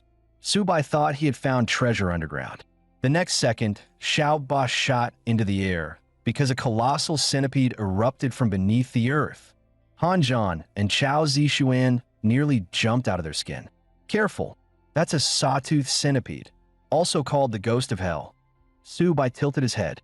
Is it really that scary? Hu Shu, drenched in sweat, stammered. Its body slips through the earth unseen, its legs like saw blades that cut through anything. Wherever they crawl, nothing survives, they're walking disasters. But the scene before them was nothing like his description. The centipedes were circling Xiao Ba playfully, like children around a parent. Then the system prompt chimed again. Sawtooth Centipede Clan pledges allegiance. Except, luck this outrageous felt unreal. Meanwhile, deep in the misty valley, a serpent named Qing, she stood guard with an elite force. It belonged to the Dark Python clan. Suddenly, the ground quaked ahead. The beasts tensed in alarm. Out from below surged a swarm of giant-jawed centipedes. They crawled forth like reapers from hell, launching a brutal assault on the army. Qing she broke in a cold sweat. Send word to the 9 Nether King now. The giant-jawed centipedes were infamous even among the 10,000 races. Capturing just 1 or 2 alive would bring a bounty large enough to push it from gold rank to platinum. Qing she unleashed its domain. Countless serpents erupted from the earth, but before they could strike, the centipedes tore them apart mercilessly. With no way out, Qing she revealed its true form, coiling into battle. Yet within moments, its body was swarmed. Razor teeth bit down, shredding its iron-hard scales. Only then did it realize the sheer terror of the giant-jawed centipedes, but it was far too late. In the end, it was ripped into bloody pieces. Not long after, a human squad passed by, staring in shock at the carnage. What kind of monster could rip apart a dark python like this? Was it the Sawtooth Centipedes? Send the report. Alert the entire army. Sawtooth Centipedes have appeared in the Misty Mountains. If encountered, retreat immediately. Do not engage. Meanwhile, Subai was still leading his 2 teammates, searching for the Azure Lake in the mountains. After running around for ages, he sighed. Looks like we're lost. To make things worse, they were all terrible with directions. With no other choice, he pulled out his trump card. Come out, my little turtle. They say an old horse knows the road. Well, an old turtle should too. He bribed Xiao Ba the glutton with a beast core, making it obediently lead the way. Sure enough, it was heading in the right direction. Even Han Zhan admitted Xiao Ba was more reliable, sneering. Face it, our captain's less useful than a turtle. Subai fumed. Who the hell are you calling worse than a turtle? Following behind Xiao Ba, Subai asked, Don't you feel the fogs getting thinner? The others paused. He was right. Haha, we actually made it out of the Misty Mountains. Xiao Ba, turns out you do know the way. But Hu Qingshu's voice trembled. Wait, this doesn't look like Azure Lake. Xiao Ba, where the hell did you drag us? Han Zhan checked the map and frowned. If I'm right, this is just the outer edge of Azure Lake. Suddenly, a thunderous roar shook the ground. A massive dragon shot into the sky. Holy crap, they screamed in unison. Without a second thought, they bolted. On the run, Subai cursed at Xiao Ba. You idiot, where the hell did you take us? Don't tell me we ran off the damn map. From behind came a shrill cry. Wait, you 3 lowly creatures, stop and protect your saintess. But they weren't listening, only running faster. A while later, the voice was gone. Panting to a halt, Subai ranted. What the hell was that thing? That terrifying? The map said danger level was low out here. Did Xiao Ba screw up the path? Just when they thought they were safe, the voice returned. Pathetic lowborns. In danger, and none of you guarded me. Only cared about saving yourselves. Subai turned and blinked. Huh, it's just a little girl? No wonder I didn't notice while running. Right then, the system chimed, Congratulations, host. You've discovered a Phoenix maiden with Vermilion bird bloodline. The Phoenix clan is proud and unyielding. Find a way to tame her. Info appeared on his panel. Race, Ancient Phoenix Saintess. Attribute, Fire. Status, Unawakened. Level, High Silver. Bloodline, Vermilion bird, though not yet tameable. Subai groaned. Seriously? The Vermilion bird I've been searching for turns out to be a brat. The little lowly instantly exploded, pointing at him. Who are you calling a brat? I'll roast you alive, worm. Subai thought back. Taming Xiao Ba, and Xiao Ba wasn't this hard. Maybe this one just needed a beating to behave. Seeing his mischievous grin, the lowly flared with fiery light. What are you planning? How dare you disrespect your saintess? I'll burn you to ash. Hanjan muttered, damn, this little girl's scary. Subai shrugged. Kids don't listen. Then you discipline them.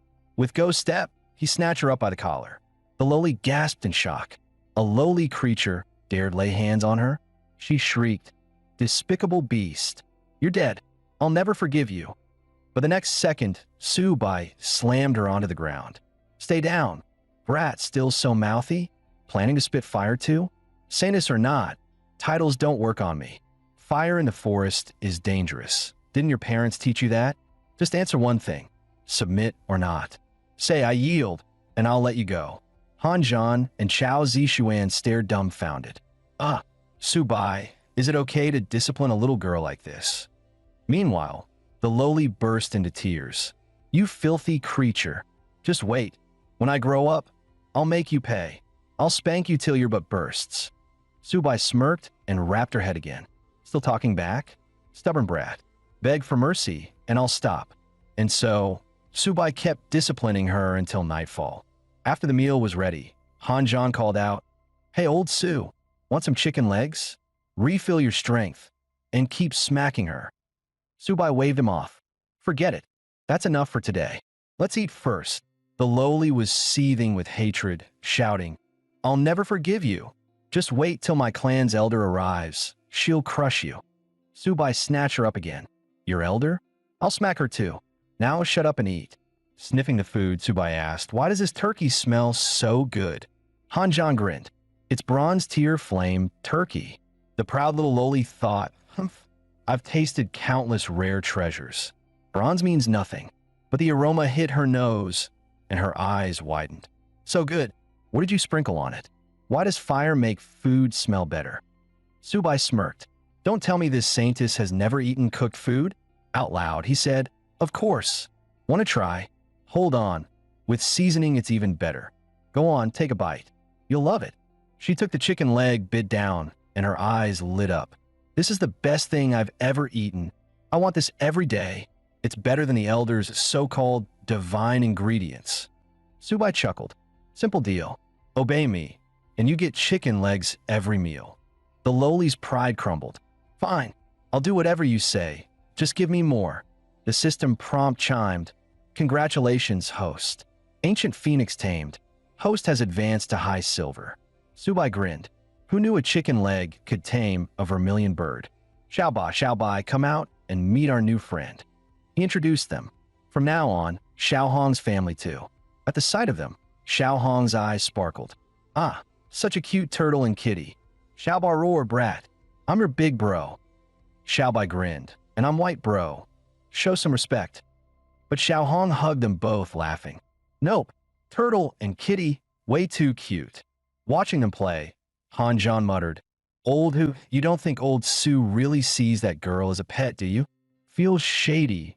And he leveled up without anyone noticing. Something's off. Clearing his throat, Han Zhan confronted him.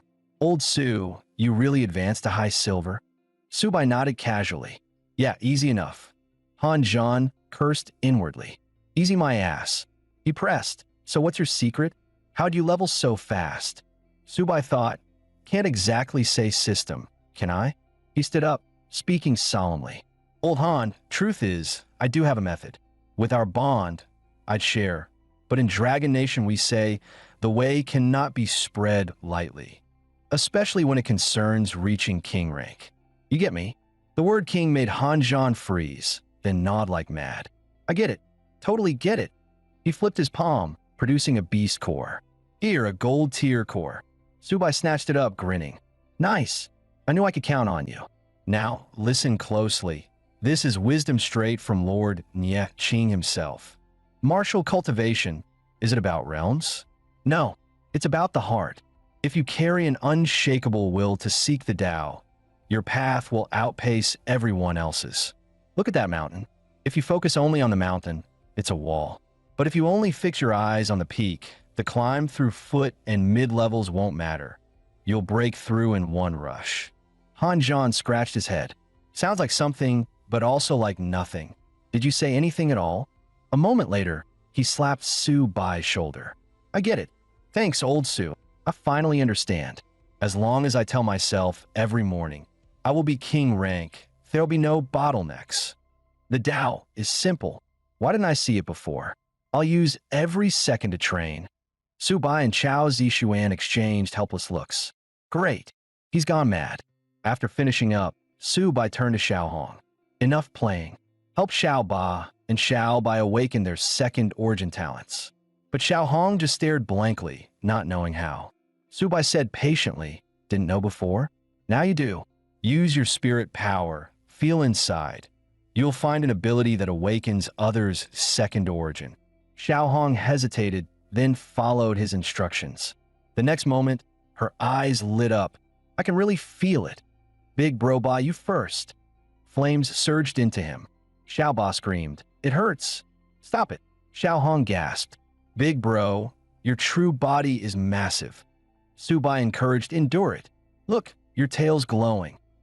Moments later, Xiao Ba roared to the heavens. The system panel appeared /beast, earth black tortoise. Awakening complete, second element, water origin. Attributes, earth plus water. Full power at gold rank. Dual origin grants overwhelming defense and recovery. Su Bai laughed. Perfect. With earth and water combined, your defense is unbreakable. Then his gaze locked on a Xiao Bai, who was trying to sneak away. Your turn. Awakening hurts. Bear with it. Soon, agonized cries echoed. Xiao Bai's body flared with black flames.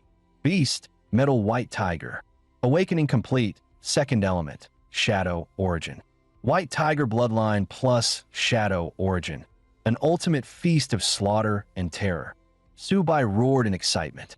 Now the three sacred beasts are complete. I'll tear through 1,000 miles without stopping. By the next morning, Han Zhan stretched and said, after a night's rest, we're reaching Azure Lake today. Old Su, do you even know where we are? Xiao Hong pointed into the distance. We're about 80 kilometers from the forbidden core of Azure Lake. On the way, Su Bai asked curiously, that dragon we saw yesterday, flickering in and out. What was it? Xiao Hong explained, the Azure Dragon, guardian of the Forbidden Zone. Its power is unmatched. Any living thing near the core is slaughtered. The words Azure Dragon made Su Bai jolt.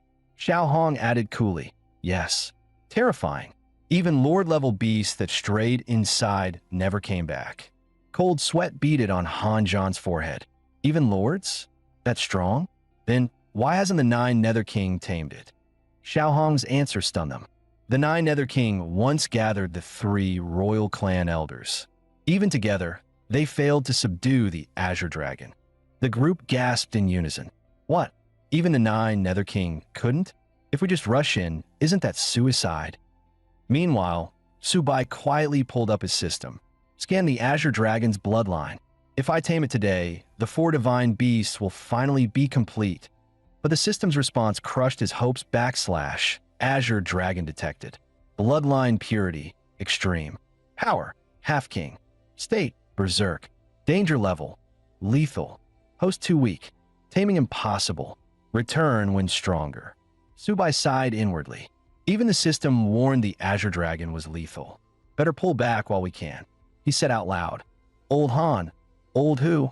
Maybe we should retreat. Xiao Hong, do you know the way out of the Misty Mountains? She shook her head. The paths shift with the weather. I can't navigate them. Hu Qing suggested, since Azure Lake is west, heading east should take us back out. Han Zhan frowned. Easy to say, but we don't even know which way is east. As they debated, Xiao Hong suddenly spoke up. I know a small tribe nearby. We could ask them for directions. Su Bai ruffled her hair with a grin. Huh, Xiao Hong, why didn't you say so earlier? Reliable as always, little phoenix. Lead the way, she explained. They're called the Serpent Clan, closest tribe within 1,000 miles. On the way, she added, they once had a platinum elder, but he marched off with their elite force. Only the old and weak remain. Strongest now is a gold rank elder. Soon after, she pointed ahead. That's the Serpent Clan's settlement. From afar, the snake dens stretched out endlessly. Han Zhan's brows knitted. Small tribe or not, judging by the aura and numbers, they've got at least 10,000 beasts. The real question is, how many are still here guarding the tribe? Han Zhan suggested, we split into 4 directions, lure the serpent beasts out. Once they divide, we strike them one by one. But Hu Qingshu shook his head. Too risky. Better to grab a gold rank and force directions out of him. Su Bai rolled his eyes, full of disdain. All you two know is fighting. Don't forget, Xiao Hong is a royal saintess. Han Zhan asked, then what's your plan, old Su? Su Bai smirked wickedly. Naturally, I have my ways. Moments later, the Serpent Clan's gates echoed with a thunderous cry. The emissary of the ancient royals has arrived. The guards gasped. That's the aura of the Phoenix bloodline. Why would such nobility descend upon us? And behind her, 3 earth-black tortoises? The second elder rushed out, kneeling. Serpent Clan's second elder greets the Phoenix Saintess and the 3 mighty tortoise lords. Forgive us for not welcoming sooner. Su Bai's expression turned solemn, voice commanding. Second elder, is it? I'll march for the front lines and require recovery. Offer up all your clan's spirit herbs and treasures now. Behind him, Han Zhan and Hu Qingshu were dumbstruck. Weren't we here to ask directions? Why is he demanding tribute? Su Bai coughed and snapped. Shut up. The elder's face tensed, sweat dripping, not daring to defy. Honor guests. Our clan shall serve wholeheartedly. Please accept these humble spirit fruits. Han Zhan's eyes widened. That's 4th grade spirit medicine. 100 spirit fruits. One can fully restore a gold drank's vitality in moments. Su Bai nodded with a satisfied chuckle. Good. You've done well. We'll rest here for the night. He pointed lazily. We'll take that house. And bring me a map of the area. Han Zhan's jaw nearly dropped. It's noon, and he wants to rest for the night already. The elder hesitated, troubled. My lord, that house, it is the clan chief's private residence. Without his permission, no one may enter. The serpent elder forced a smile. Then I shall order a grander residence built immediately for you, my lord. Will that suffice? Su Bai's eyes flashed, his voice a whip crack. Insolence. Even if your clan chief himself were here, he wouldn't dare refuse me. Or are you saying the saintess of the ancient Phoenix clan is beneath your petty serpent chief? The elder paled, dropping to his knees, kowtowing. Never. I wouldn't dare. When Xiao Hong's palm burst into scarlet flame, their doubts vanished. It was the unmistakable holy fire of the Phoenix royal bloodline. Seeing their fear peak, Su Bai finally stepped forward, tone calm but commanding. Second elder, be at ease. We only rest for one night. Just make sure the map is delivered to me. Understood. Once inside, Su Bai's face changed instantly. He whispered to his companions, this place is full of treasures. Don't rush. We'll move once the map arrives. Sure enough, the elder returned soon, bowing low. My lord, the map you requested. His eyes swept the room. Everything was tidy, untouched, so I worried for nothing. Exalted beasts like them wouldn't covet our meager wealth. He offered the map respectfully. If that is all, I shall take my leave. Su Bai waved coldly. Go. We are resting. No disturbances. The door closed with a click. At once Su Bai ripped off his facade, hissing with excitement. Old Han, old Hu, search the first floor, every valuable you can find. Xiao Hong, you're with me upstairs. Bed bottoms, wardrobe tops, every chest, search it all. Hu Qingshu gasped. Holy crap, this is 5th grade spirit liquid, jade nectar. Han Zhan smashed open a crate with brute force. Su Bai shot him a glare. Keep it down, idiot. Make a racket like that, and the whole clan will hear us. You want trouble?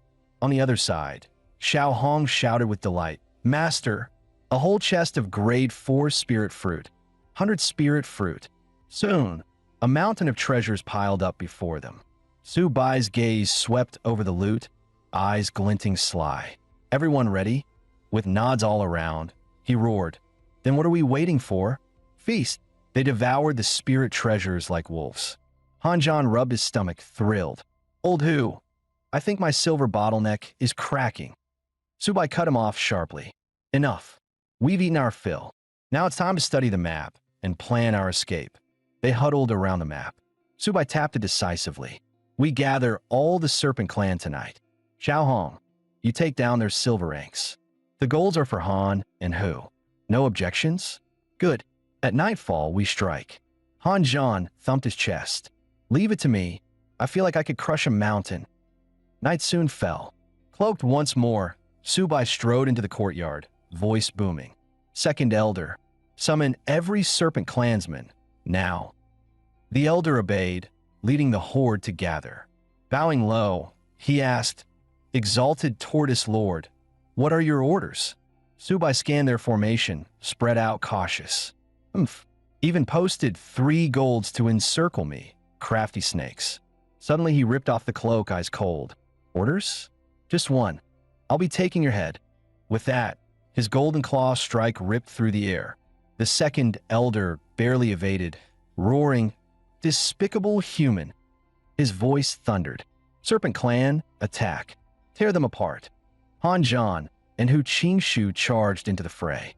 Xiao Ba unleashed his colossal form, trampling serpents in a bloody paste. Xiao Bai turned into a shadowy white tiger, each bite ending a serpent's life.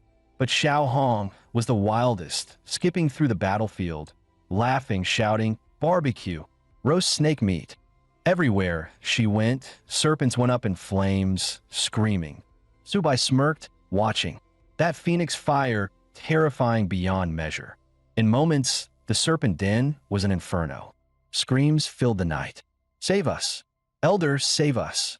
Subai cut down foes leisurely, even teasing. Old Han, I'll leave a few alive for you to practice. The Elder, dying, still could not comprehend. What monsters are these people? When it was over, Han Zhan shook out his arms, unsatisfied. Not enough. Too weak. Subai's eyes narrowed. Don't get careless. We're deep in enemy territory. Xiao Ba and Xiao Bai roared with excitement. Master, we can feel it. We're about to break through to gold. Hu Qingshu wiped sweat. Old Su, what now? Should we regroup with the army? Subai's grin turned sharp. Why regroup? We're in enemy territory. Why not strike them instead? Hu protested. Too dangerous for just us. Subai's eyes gleamed madly. Danger brings fortune. The bigger the risk, the greater the reward. He slammed his palm down. Enough. I'm the captain, decision's mine. Tonight we rest. Tomorrow we march into the Stormfang Mountains. Hu Qingshu sucked in a cold breath. That's the Wind Leopard Clan's turf. Old Su, you're out of your mind. The next day, on the road, Han Zhan grumbled. You're using that fake royal act again? Subai smirked. Classic tricks always work 3 times. He bellowed. The exalted black tortoise lord has arrived. Kneel. The wind leopards froze. Report to the elder. The tortoise is here. Moments later, a one-eyed black panther strode out, blade in hand. Tortoise clan, you've come to die. Subai's party blinked. Wait, what? The panther snarled. Our clans are mortal enemies. Today we settle the score. Wind leopards. Kill them all. Leopards swarmed in from every side. Han Zhan blocked a strike, cursing. Old Su, your trick's useless this time. Subai grit his teeth. How was I supposed to know they had bad blood? Fine, wipe them out. Xiao Bai move. The 2 beasts manifested, their aura sending shivers through the Panther Elder. Subai pointed ahead. Xiao Hong, they're too fast. They're yours. Wrapped in crimson light, she soared skyward. Phoenix flame. A single blaze incinerated the wind leopards. Ashes in seconds. Han Zhan shouted in ecstasy.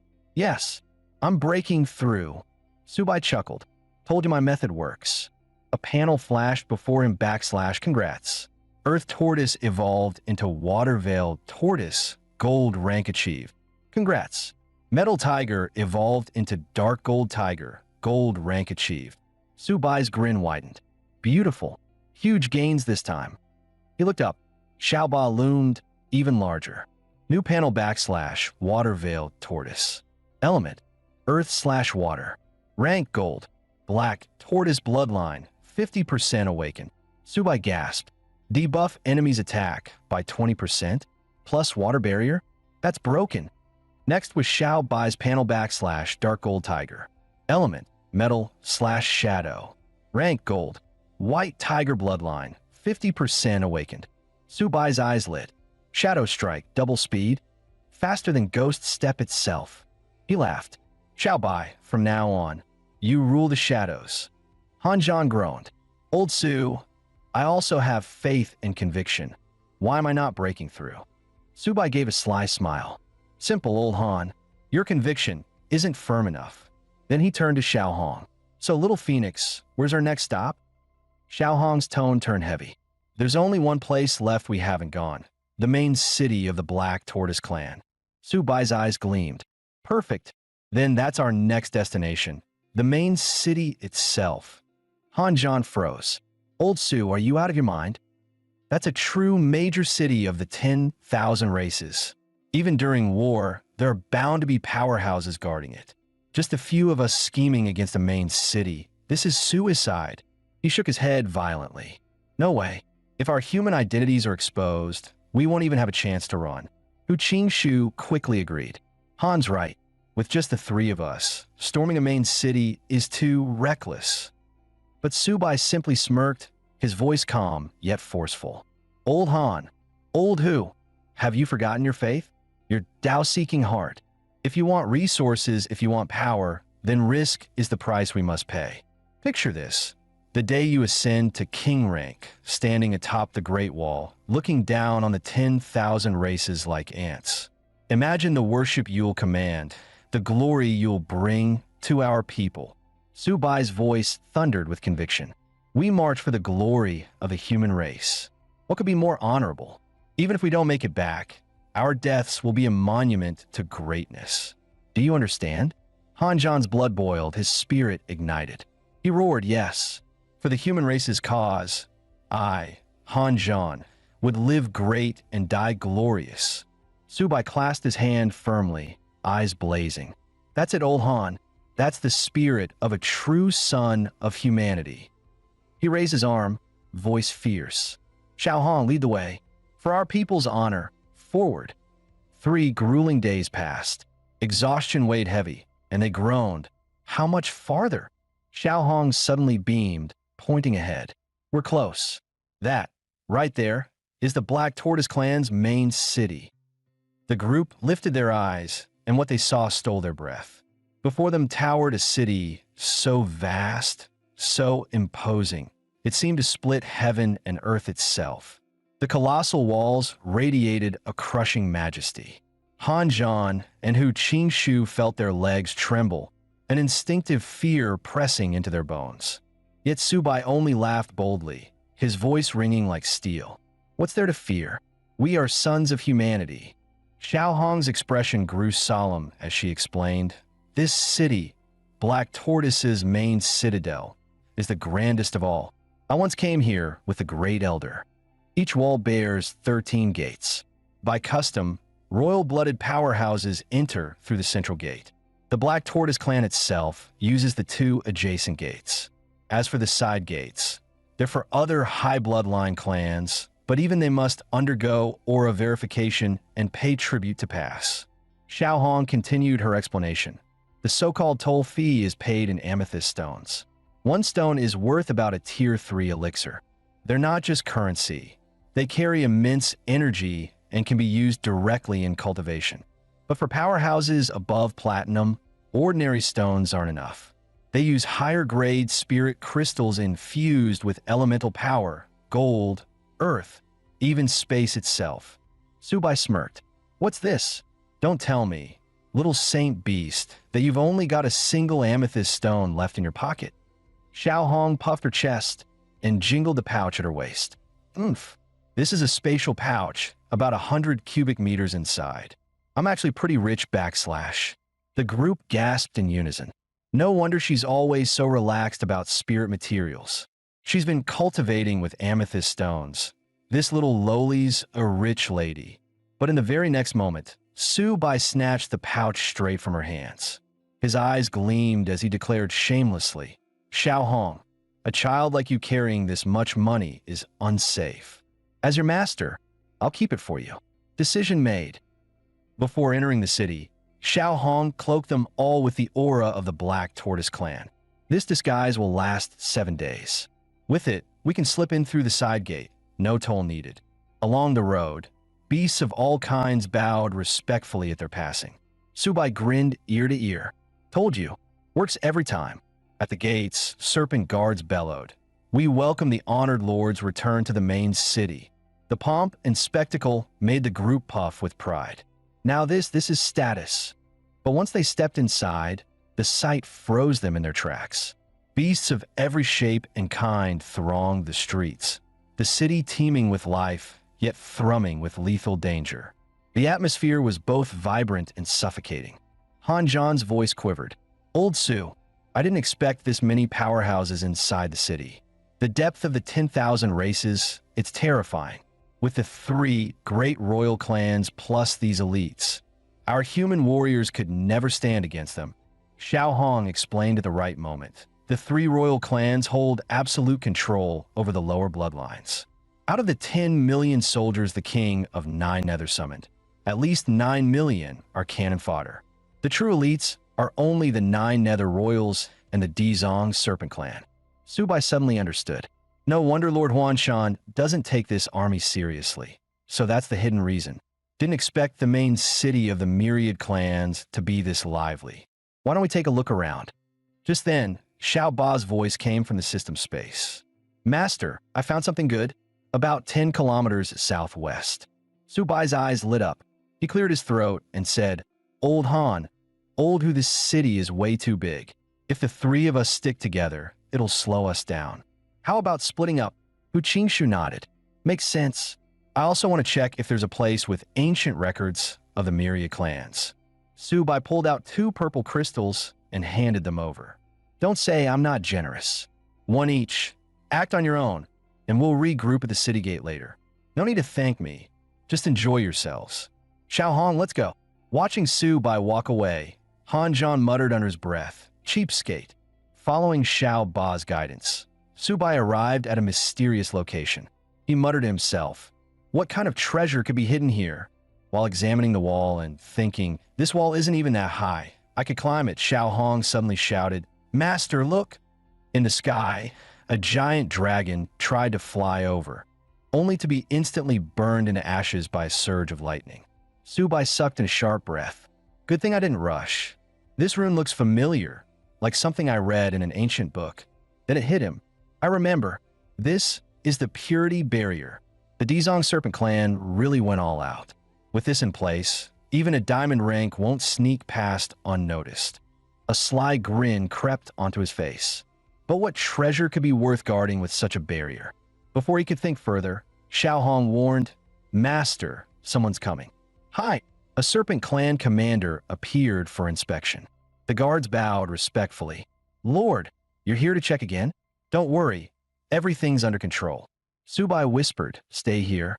Let me test Xiao Bai's new talent. He activated his talent, Shadow Strike, and his figure gradually vanished. Xiao Hong's eyes widened in shock. Whoa, he's really invisible. Subai swaggered right behind the Serpent Commander and slipped into the ancient temple. Just as the heavy doors closed, he struck, chopping the commander unconscious with a single blow. Subai smirked. This shadow trick is pretty handy. He then scanned the surroundings carefully. Let's see what kind of treasure is hidden here. The moment Subai saw the scene before him, he couldn't help but shout, Damn, all of this is purple crystal? I've struck gold. There's no way I walk out of here poor. Just as excitement surged through him, he suddenly sensed a strange aura lingering in the air.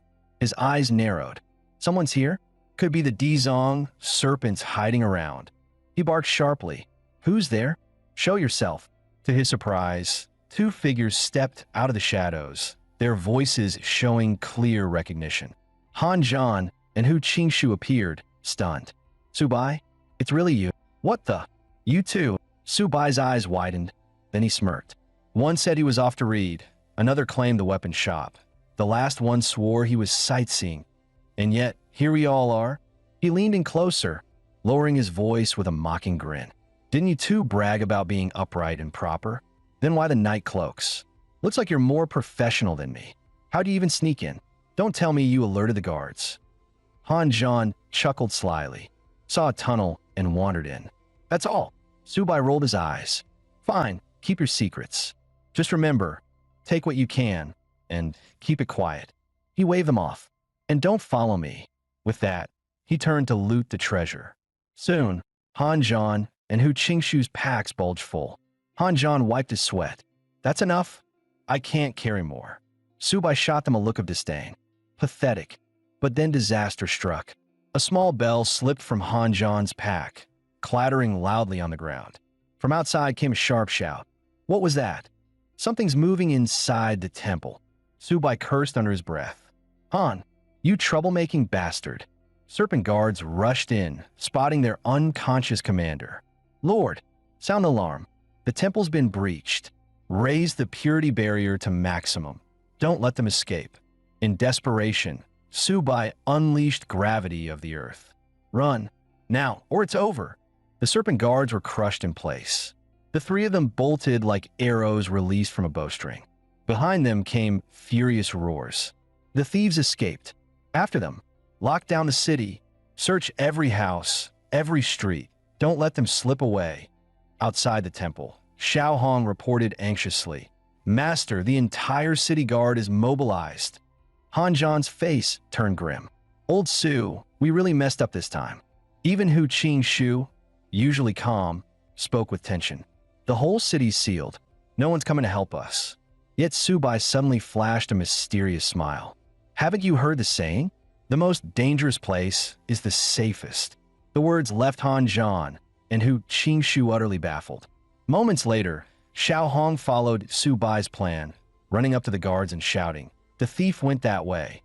The guards rushed off in pursuit. A few muffled thuds later, the remaining serpent soldiers were easily taken out by Subai and his crew.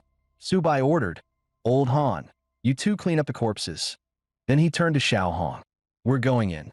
Once inside the hidden area, Xiao Hong asked curiously, "Master, what exactly are you looking for?" Subai's expression hardened. "I have a feeling there's something more here. If it was only rare herbs, they wouldn't build such a powerful barrier." While he searched carefully, Xiao Hong suddenly shouted, "Master, there's a hidden door."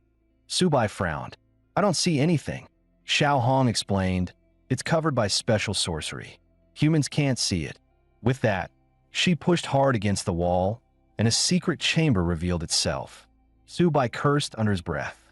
"Damn Dizong serpents. No wonder I missed this. Come on, let's check it out." As they stepped deeper inside, the sight before him left Subai completely stunned. Xiao Hong immediately recognized the bizarre tree at the chamber center. Could it be the legendary wishing tree? That's forbidden magic. The Dizong serpent clan dares to cultivate such an evil tree? Are they planning to rise as the fourth royal clan? The name Wishing Tree struck Subai with familiarity, but he couldn't recall where he had heard it before. Just then, the system chimed. Detected remnants of an ancient god tree. Within lies countless fragments of law. This tree is tied to the great catastrophe. Host must not miss it. Xiao Hong's gaze fell on the mountain of serpent corpses piled around, her voice filled with fury. To grow this abomination, the Dizong serpents must have slaughtered tens of millions. Subai leapt onto the tree and spotted several strange fruits. "Xiao Hong, what are these?" She answered gravely, "Grade 8 spirit fruits.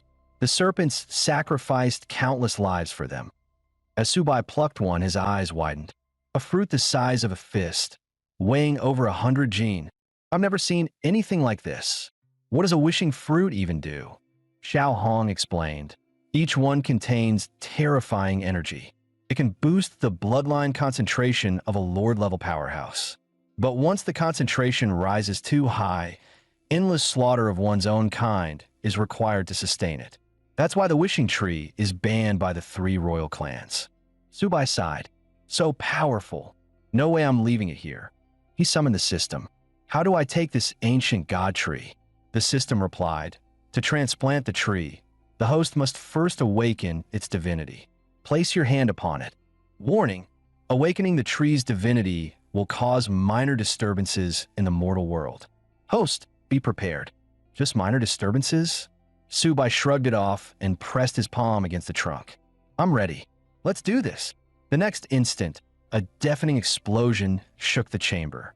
Subai shouted in shock. What the hell? A spatial rift? That's your so-called minor disturbance system? Xiao Hong was horrified. Master, what did you do? This space is collapsing. We must escape, or we'll be trapped inside. Master, hurry. There's no time left.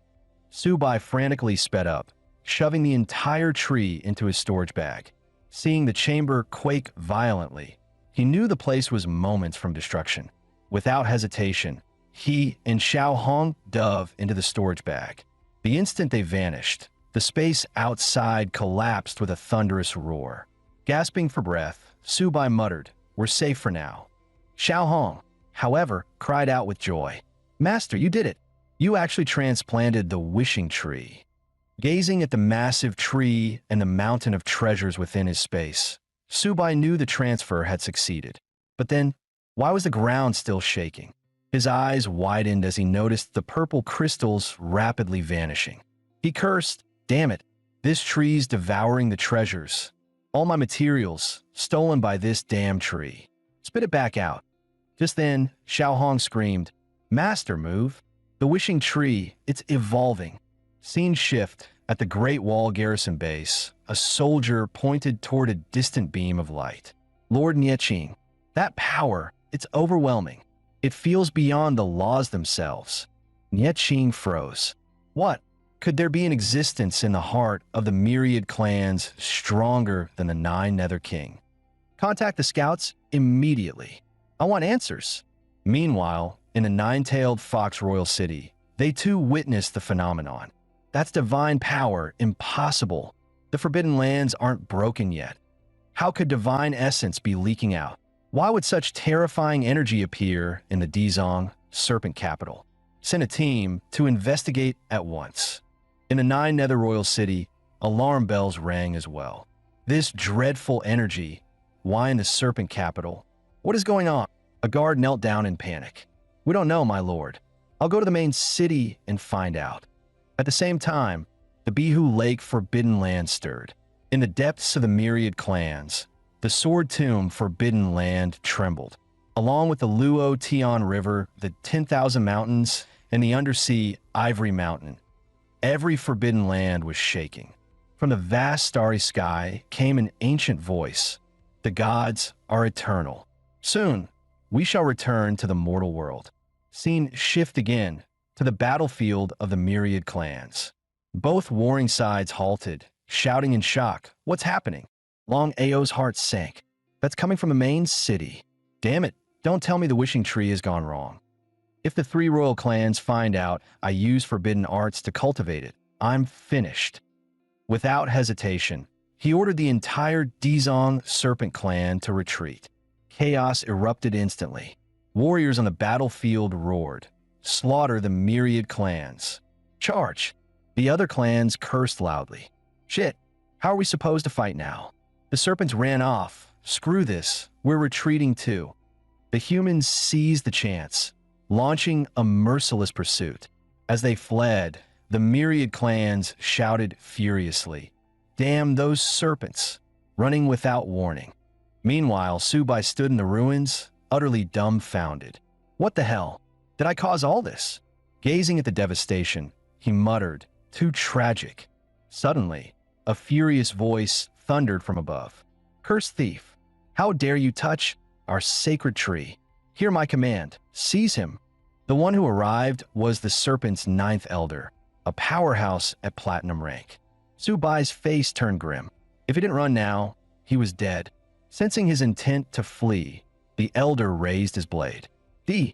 A pink sword beam cleaved through the air, slashing straight at him. Subai instantly threw up a shield to block. He was blasted back 100 meters, gritting his teeth, as expected of platinum level. But the serpents roared in fury as they gave chase. "Human, destroyer of our sacred tree, even tearing you apart won't repay the crime." From the rubble, Han Zhan and Hu Qingshu staggered out, both dazed. What the hell was that energy surge? Don't tell me Subai again. Subai turned and gasped. No way. You guys broke through to gold rank. As the enemy closed in, Han Zhan pulled out his spear and roared. Old Su, run. I'll hold him off. The ninth elder sneered, Fool, you think that scrap armor can protect you? With a single strike, Han Zhan was blasted to the ground. Su Bai rushed over. Han, can you hold on? If not, let's run together. But Han Zhan gritted his teeth. I'll cover you, go. Seeing his resolve, Su Bai clenched his fist. Han, you're a real badass. Then he dragged Hu Qingxu and bolted. Watching them leave, Han Zhan bellowed, unleashing his full strength. Take my blade. He launched a rift-cleaving slash at the elder. The ninth elder dodged easily, mocking. Such petty tricks. Did you think this could harm me? But in the next second, his eyes widened in shock. Because after 3 furious slashes, Han Zhan had already turned tail, vanishing as fast as his legs could carry him. Han Zhan caught up, shouting, You guys really ran off without me? Wait up. Su Bai tossed him a red spirit fruit. Eat it. Restore your strength. Behind them, the serpent's ninth elder was fuming. Damn it, you won't escape today. But at that moment, Su Bai and the others unleashed their speed skills. In the blink of an eye, they left the elder far behind. The elder stared in disbelief. This speed, is that really gold rank? Hours slipped by. After 3 hours, the elder was still raging, glaring into the distance. These pests just won't stop running. If they escape, our clan is doomed. He barked at his subordinates. Are you sure they came this way? Ahead lay the forbidden land of Luo Tian River, and beyond that, the Bihu Lake. Dangerous ground, but he couldn't let the humans slip away. Meanwhile, Su Bai and his group hid in a secluded spot to rest.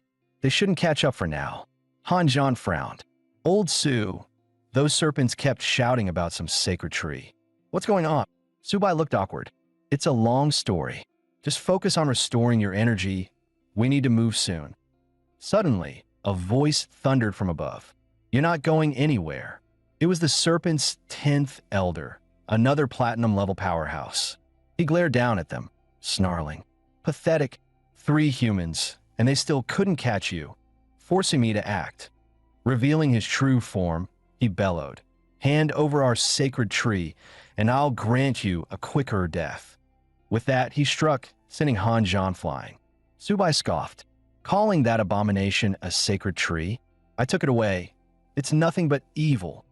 The 10th elder sneered. Let's see how long you can last. With no way out, Han Zhan bit down on a spirit fruit. Old Su, take Old Hu and run. I'll hold him here.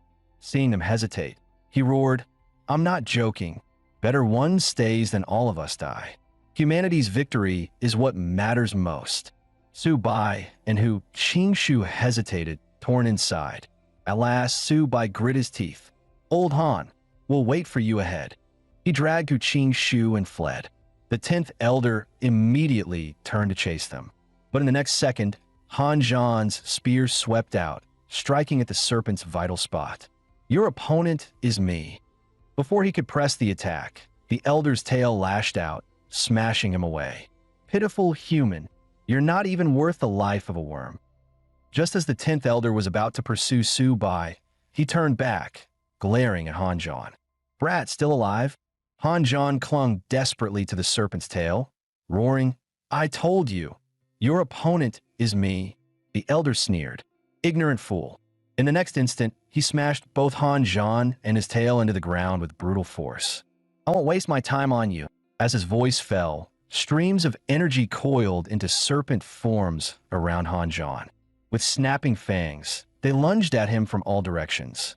A heart-wrenching scream split the skies. Meanwhile, Su Bai and Hu Qingxu had already reached Bihu Lake. Yet Su Bai frowned at the eerie silence. Strange, where's the Azure Dragon? Outside the Forbidden Zone, the 9th Elder continued searching with his forces. Odd. Normally, any life form stepping into Bihu Lake is attacked instantly. Why is it silent now? One of his subordinates suggested. Our sacred tree is still in their hands. We can't let them escape. Should we risk pressing forward? The 9th Elder gave a curt nod. Fine. If danger arises, we're still at the edge. We can withdraw quickly. But the moment they stepped forward, thunder roared, and an enormous azure dragon appeared in the sky. The 9th Elder blanched. It's the Azure Dragon. Retreat. Retreat now. Inside the lake, Su Bai sat calmly, feeding Xiao Ba and Xiao Bai as if nothing had happened. Hu Qingxu nearly lost his mind. Su Bai, how can you eat so leisurely? They could show up any second. Su Bai replied with a smirk. Don't you get it? This is their forbidden ground. They won't dare step in.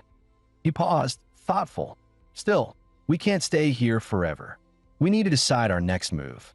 Hu Qingxu suggested. Since they won't chase us here, why not return to Misty Mountains and regroup with our forces? Su Bai shook his head at once. No, we stirred up their nest. They'll surely have ambushes waiting along the way. Going back means clashing head-on with the serpents. Hu Qingxu nodded grimly in agreement. Suddenly, a gleam flashed in Su Bai's eyes. He grinned slyly. Then how about this? Let's double back and strike into the heart of the myriad clans again. Hu Qingxu was stunned. Are you insane? If we go back, it won't just be 2 platinum ranks chasing us. Su Bai remained calm. Of course we won't take the same path. This time we'll go around. Hu Qingxu pressed, still uneasy. And you're sure you know the route? Su Bai patted his chest confidently. Relax. We'll even have a chance to find Ol Han on the way. Trust me. Stick with me and you won't go wrong. Then he waved to Xiao Hong and the others. Stop eating, time to move. On the road, Su Bai said to Hu Qingxu, after all these fights, I've realized something. Against platinum-level foes, head-on combat is pointless. We should pour everything into speed and slowing them down. That's the only way to survive. Hu Qingxu nodded seriously. True enough, the gap between gold and platinum is just too vast. As they traveled, Su Bai suddenly halted. Careful, something's ahead. Sure enough, Han Zhan was bound and being dragged by a group of beasts. The leading cat demon barked. Move it. No one's coming to save you. Su Bai whispered. Charging him would be reckless. We need a foolproof plan. Hu Qingxu looked puzzled, but Su Bai's lips curled into a sly grin. Time to use my one-trick wonder. Moments later, the 2 of them donned cloaks and strode out, shouting, Stop! What do you think you're doing? The cat demon leader quickly bowed. Honored envoys, we are carrying out the Elder's orders, escorting this human back to our lands. Han Zhan recognized Su Bai and almost called out. But Su Bai struck first, landing a heavy punch on him and snarling, Shut up, worthless human. He then turned to the cat demon and barked. We were sent by the 10th Elder to oversee the escort and to collect more grain from your clan. The cat demon blinked. But didn't we already pay our tribute? Su Bai's voice thundered with authority. The front lines are desperate. Of course it must be collected again. What? Do you dare defy orders? Terrified, the cat demon quickly bowed deeper. Never. Please, honored envoys, follow me. Upon arriving at the Nether Cat clan's territory, Su Bai barked coldly. This human prisoner will be interrogated by me personally. Bring your elder here at once. The great elder hurried over, bowing apologetically. Forgive me, envoy, for not greeting you sooner. Su Bai wasted no time. The frontline war grows critical. More resources are required. The elder hesitated. But we just delivered a tribute 10 days ago. Su Bai immediately thundered. Every clan is bleeding for this war. Even my serpent clan has mobilized to the last. And you, cat clan, dare drag your feet? Do you not wish to contribute? The words struck deep, leaving the elder ashamed.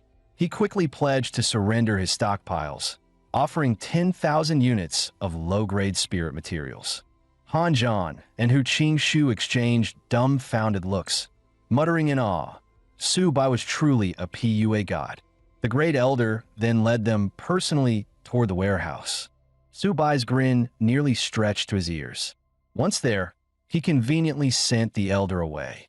Han Zhan growled, Hurry and untie me. A few cat demons, just kill them. Su Bai chuckled. And lose all those healing herbs? Not a chance. Suddenly his face hardened. Wait, do you feel it? The cave is draining our energy. The 3 immediately grew wary, sensing their spiritual power ebbing away. The deeper they went, the stronger the drain became. Su Bai exclaimed, These statues, they're worshipping something. Look inside the barrier. At the center, above a withered cat corpse, stood a towering statue of a human. Subai instantly realized, this cave, it's her sacred ground. But before he could think further, he shouted, Han, watch out. He threw up a shield, dragging Han Zhan clear of a sudden strike. The ambushing nethercat missed and bolted into the shadows. As Han Zhan frowned in confusion, the entire cavern of cat statues cracked open, reviving all at once, surrounding them. Before they could react, the undead cats lunged, their speed terrifying. Hu Qingshu shouted, careful, activating moonlit wudong. Spectral branches slowed the charging enemies. I'll hold them back. Seizing the chance, Han Zhan roared, now it's my turn. He unleashed his earth-rank battle art. Endless blade storm, waves of blades tearing through the cavern. Yet when the attack cleared, his eyes widened. Those nethercats weren't slain at all. Subai shouted, Old Han, Old Hu, find a way to break out. This cave's too cramped for me to fight properly. At that moment, the massive sword atop the skeleton began to hum with a deep vibration. In the next instant, it dropped heavily before Han Zhan. Subai's eyes lit up. Han, this weapon suits you perfectly. Without hesitation, Han Zhan reached out and grasped the blade. A cold grin spread across his face as he faced the onrushing nethercats. Perfect timing. Let's test its power. He tightened his grip, spirit energy surging into the weapon.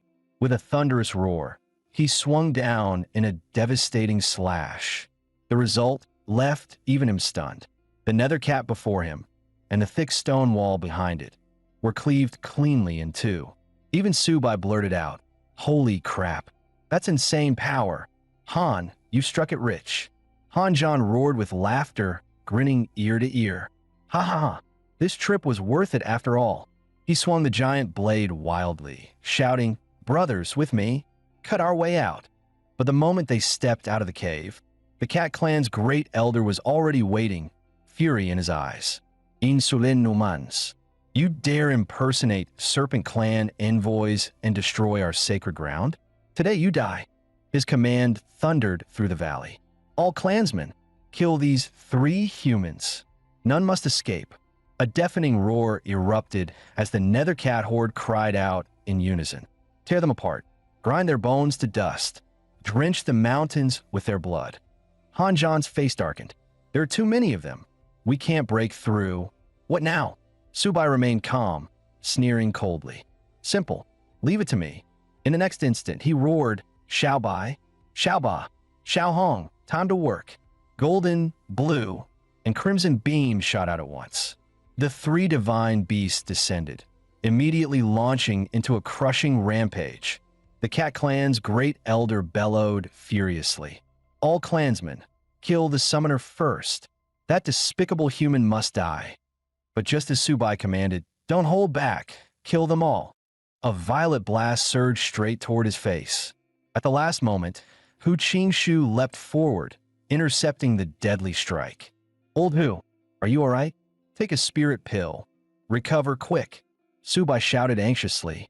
Power erupted violently from his body as he snarled. Hold on.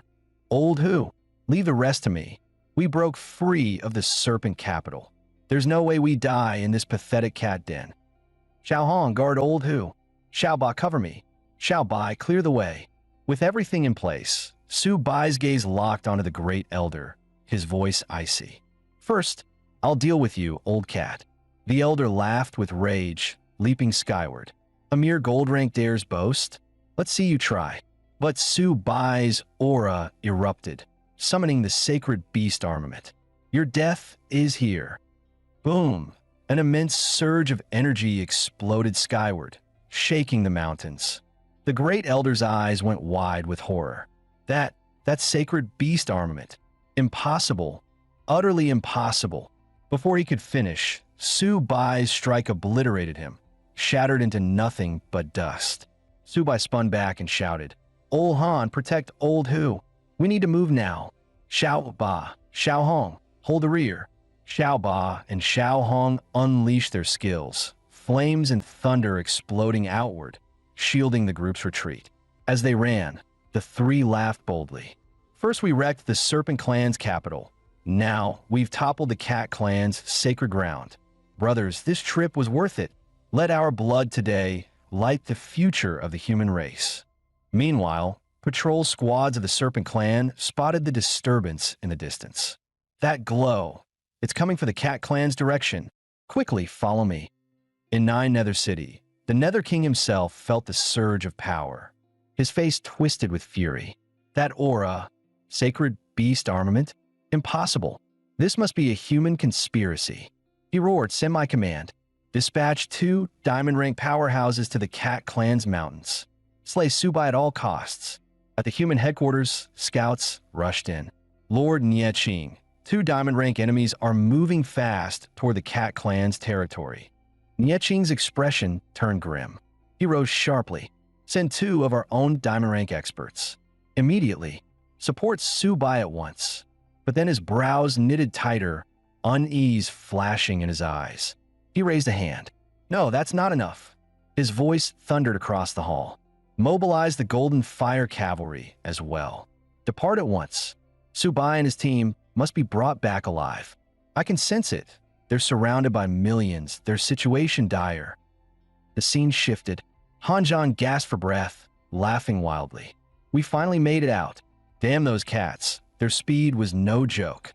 But Subai stayed cold and sharp. Don't relax. This place isn't safe. We can't linger. Suddenly, a chilling voice split the air. So, you were hiding here all along. You pests are surprisingly hard to kill.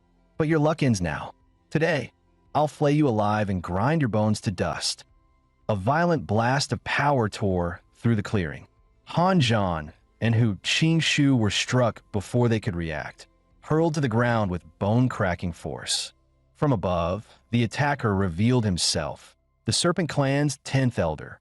He gazed down with contempt and cruelty, lips curling in a sneer. Gold-rank trash, and yet you survived one of my strikes? Perhaps you're not just good at running after all. Moments later, Elder Nine's figure slowly emerged, his voice dripping with malice. Old 10, seal their escape with poison fog. If these 3 ants slip away, won't we be the laughingstock of the world? Subai darted to Han Zhan and Hu Qingshu's side, anxiously shouting, Are you okay? The 2 forced themselves up, gritting their teeth. Forget us, just run. But Subai suddenly stood tall, eyes blazing with resolve. Abandon my comrades to save myself? That's not my style. The next instant, he let out a thunderous roar. Shao Du, time to work. In a flash, 3 radiant streams of multicolored energy crashed down from the sky, flooding into him like a raging torrent. His aura skyrocketed, blazing waves of power swirling around him. Beast armament, unleashed once again.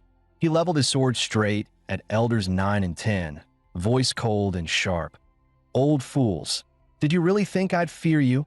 Elder 9's eyes flickered with surprise, but quickly turned to a cruel sneer. Nothing but pointless struggle. In the next heartbeat, his figure blurred like a phantom, lunging at Subai. Clang! The 2 forces collided with a deafening crash.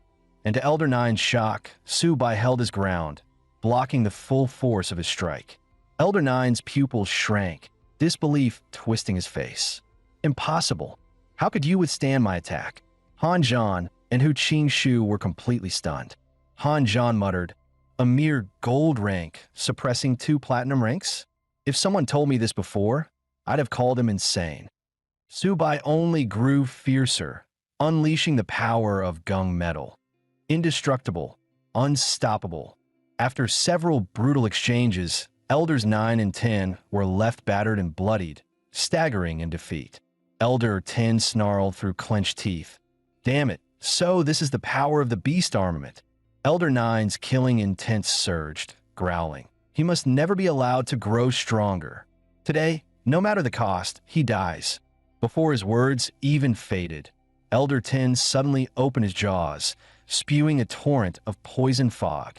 Subai's brows furrowed, his heart on guard. What trick are they playing now? The next moment, a horrifying scene unfolded. The poison mist coiled around their bodies, fusing them into one abomination. With a deafening boom, a twisted, giant form stepped out of the fog, exuding a suffocating pressure. The fused monster spoke in a hoarse growl. "I admit, you're strong, but a mere gold rank with a body far from perfected. You are doomed to die today." Subai stared at the grotesque figure, lips curling into a cold sneer. "T-Sage, I'm about to say, you look even uglier now." Courting death, the monster roared, raising its hand as pitch-black energy gathered in its palm. In an instant, the energy burst into a destructive beam, blasting towards Subai. Boom! He unleashed the wall of size in full defense. But the power was overwhelming. Even the wall of size was shattered apart. The violent shockwave hurled Han Zhan and Hu Qingshu through the air. Damn it! Subai gritted his teeth, battle spirit blazing hotter than ever. The next second, he clenched his fist, energy surging wildly as blazing fire ignited in his palm. Screech! A piercing phoenix cry split the sky, a flaming phoenix spreading its wings and diving at the monster with apocalyptic might. But the monster only sneered, opening its maw to swallow the phoenix whole. "Ha ha! Phoenix fire? It's useless against me." Its body swelled grotesquely, even more terrifying energy churning within. "Old bastard!" Subai's eyes flashed with fury as he roared. "So what if you're platinum rank? I don't believe you can't be killed." His body shot forward, fists blazing with destructive power as he slammed down on the monster. Yet it only laughed coldly. "That won't even scratch my true form." Suddenly, it sensed the approach of a diamond rank powerhouse. "You destroyed our sacred tree. Even if I fall today, I'll drag you to hell with me." In the next instant, the monster's jaws gaped wide, unleashing a terrifying suction that swallowed Subai whole. "Old Su!" Han Zhan roared, eyes bloodshot, his scream tearing through the battlefield. "Ha ha! Damn ants, come die with me." The monster roared in madness, its body swelling rapidly as the raging energy inside went berserk, ready to detonate. Boom! At the last possible moment, a brilliant golden streak tore through the sky, piercing straight into the monster's body with blinding speed. Rumble! A cataclysmic explosion shook the heavens. Yet, to everyone's shock, that devastating force, enough to obliterate miles around, was forcibly compressed by an invisible power and then completely dispersed into nothingness. As the smoke cleared, Han Zhan and Hu Qingshu's eyes widened in disbelief. General Lin, the newcomer, was none other than a king-rank powerhouse, Lin Jinan. At that moment, he held the weakened Subai with one arm, his voice full of concern. "Are you all right?" Subai barely steadied himself, astonished. "Uncle Lin, why are you here?" Lin Jinan's gaze deepened, thoughts racing. To force two platinum rank elders into self-destruction, was there another hidden expert at play? He turned to Han Zhan and Hu Qingshu, nodding firmly. "Well done. To drive two platinums to self-detonation is no small feat now. Follow me back to base immediately. This place is far too dangerous." But before his words settled, a chilling voice echoed from above. "You leaving? Too late. I've finally found you." Everyone's heads snapped upward. Two figures hovered in the sky, radiating crushing pressure. The burly one sneered, "Lin Jinan, so you are here." The other locked his icy gaze on a Subai, voice dripping with killing intent. "Today, none of you will leave alive." The newcomers revealed themselves, diamond rank powerhouses of the Giant Bear Clan and the Serpent Clan.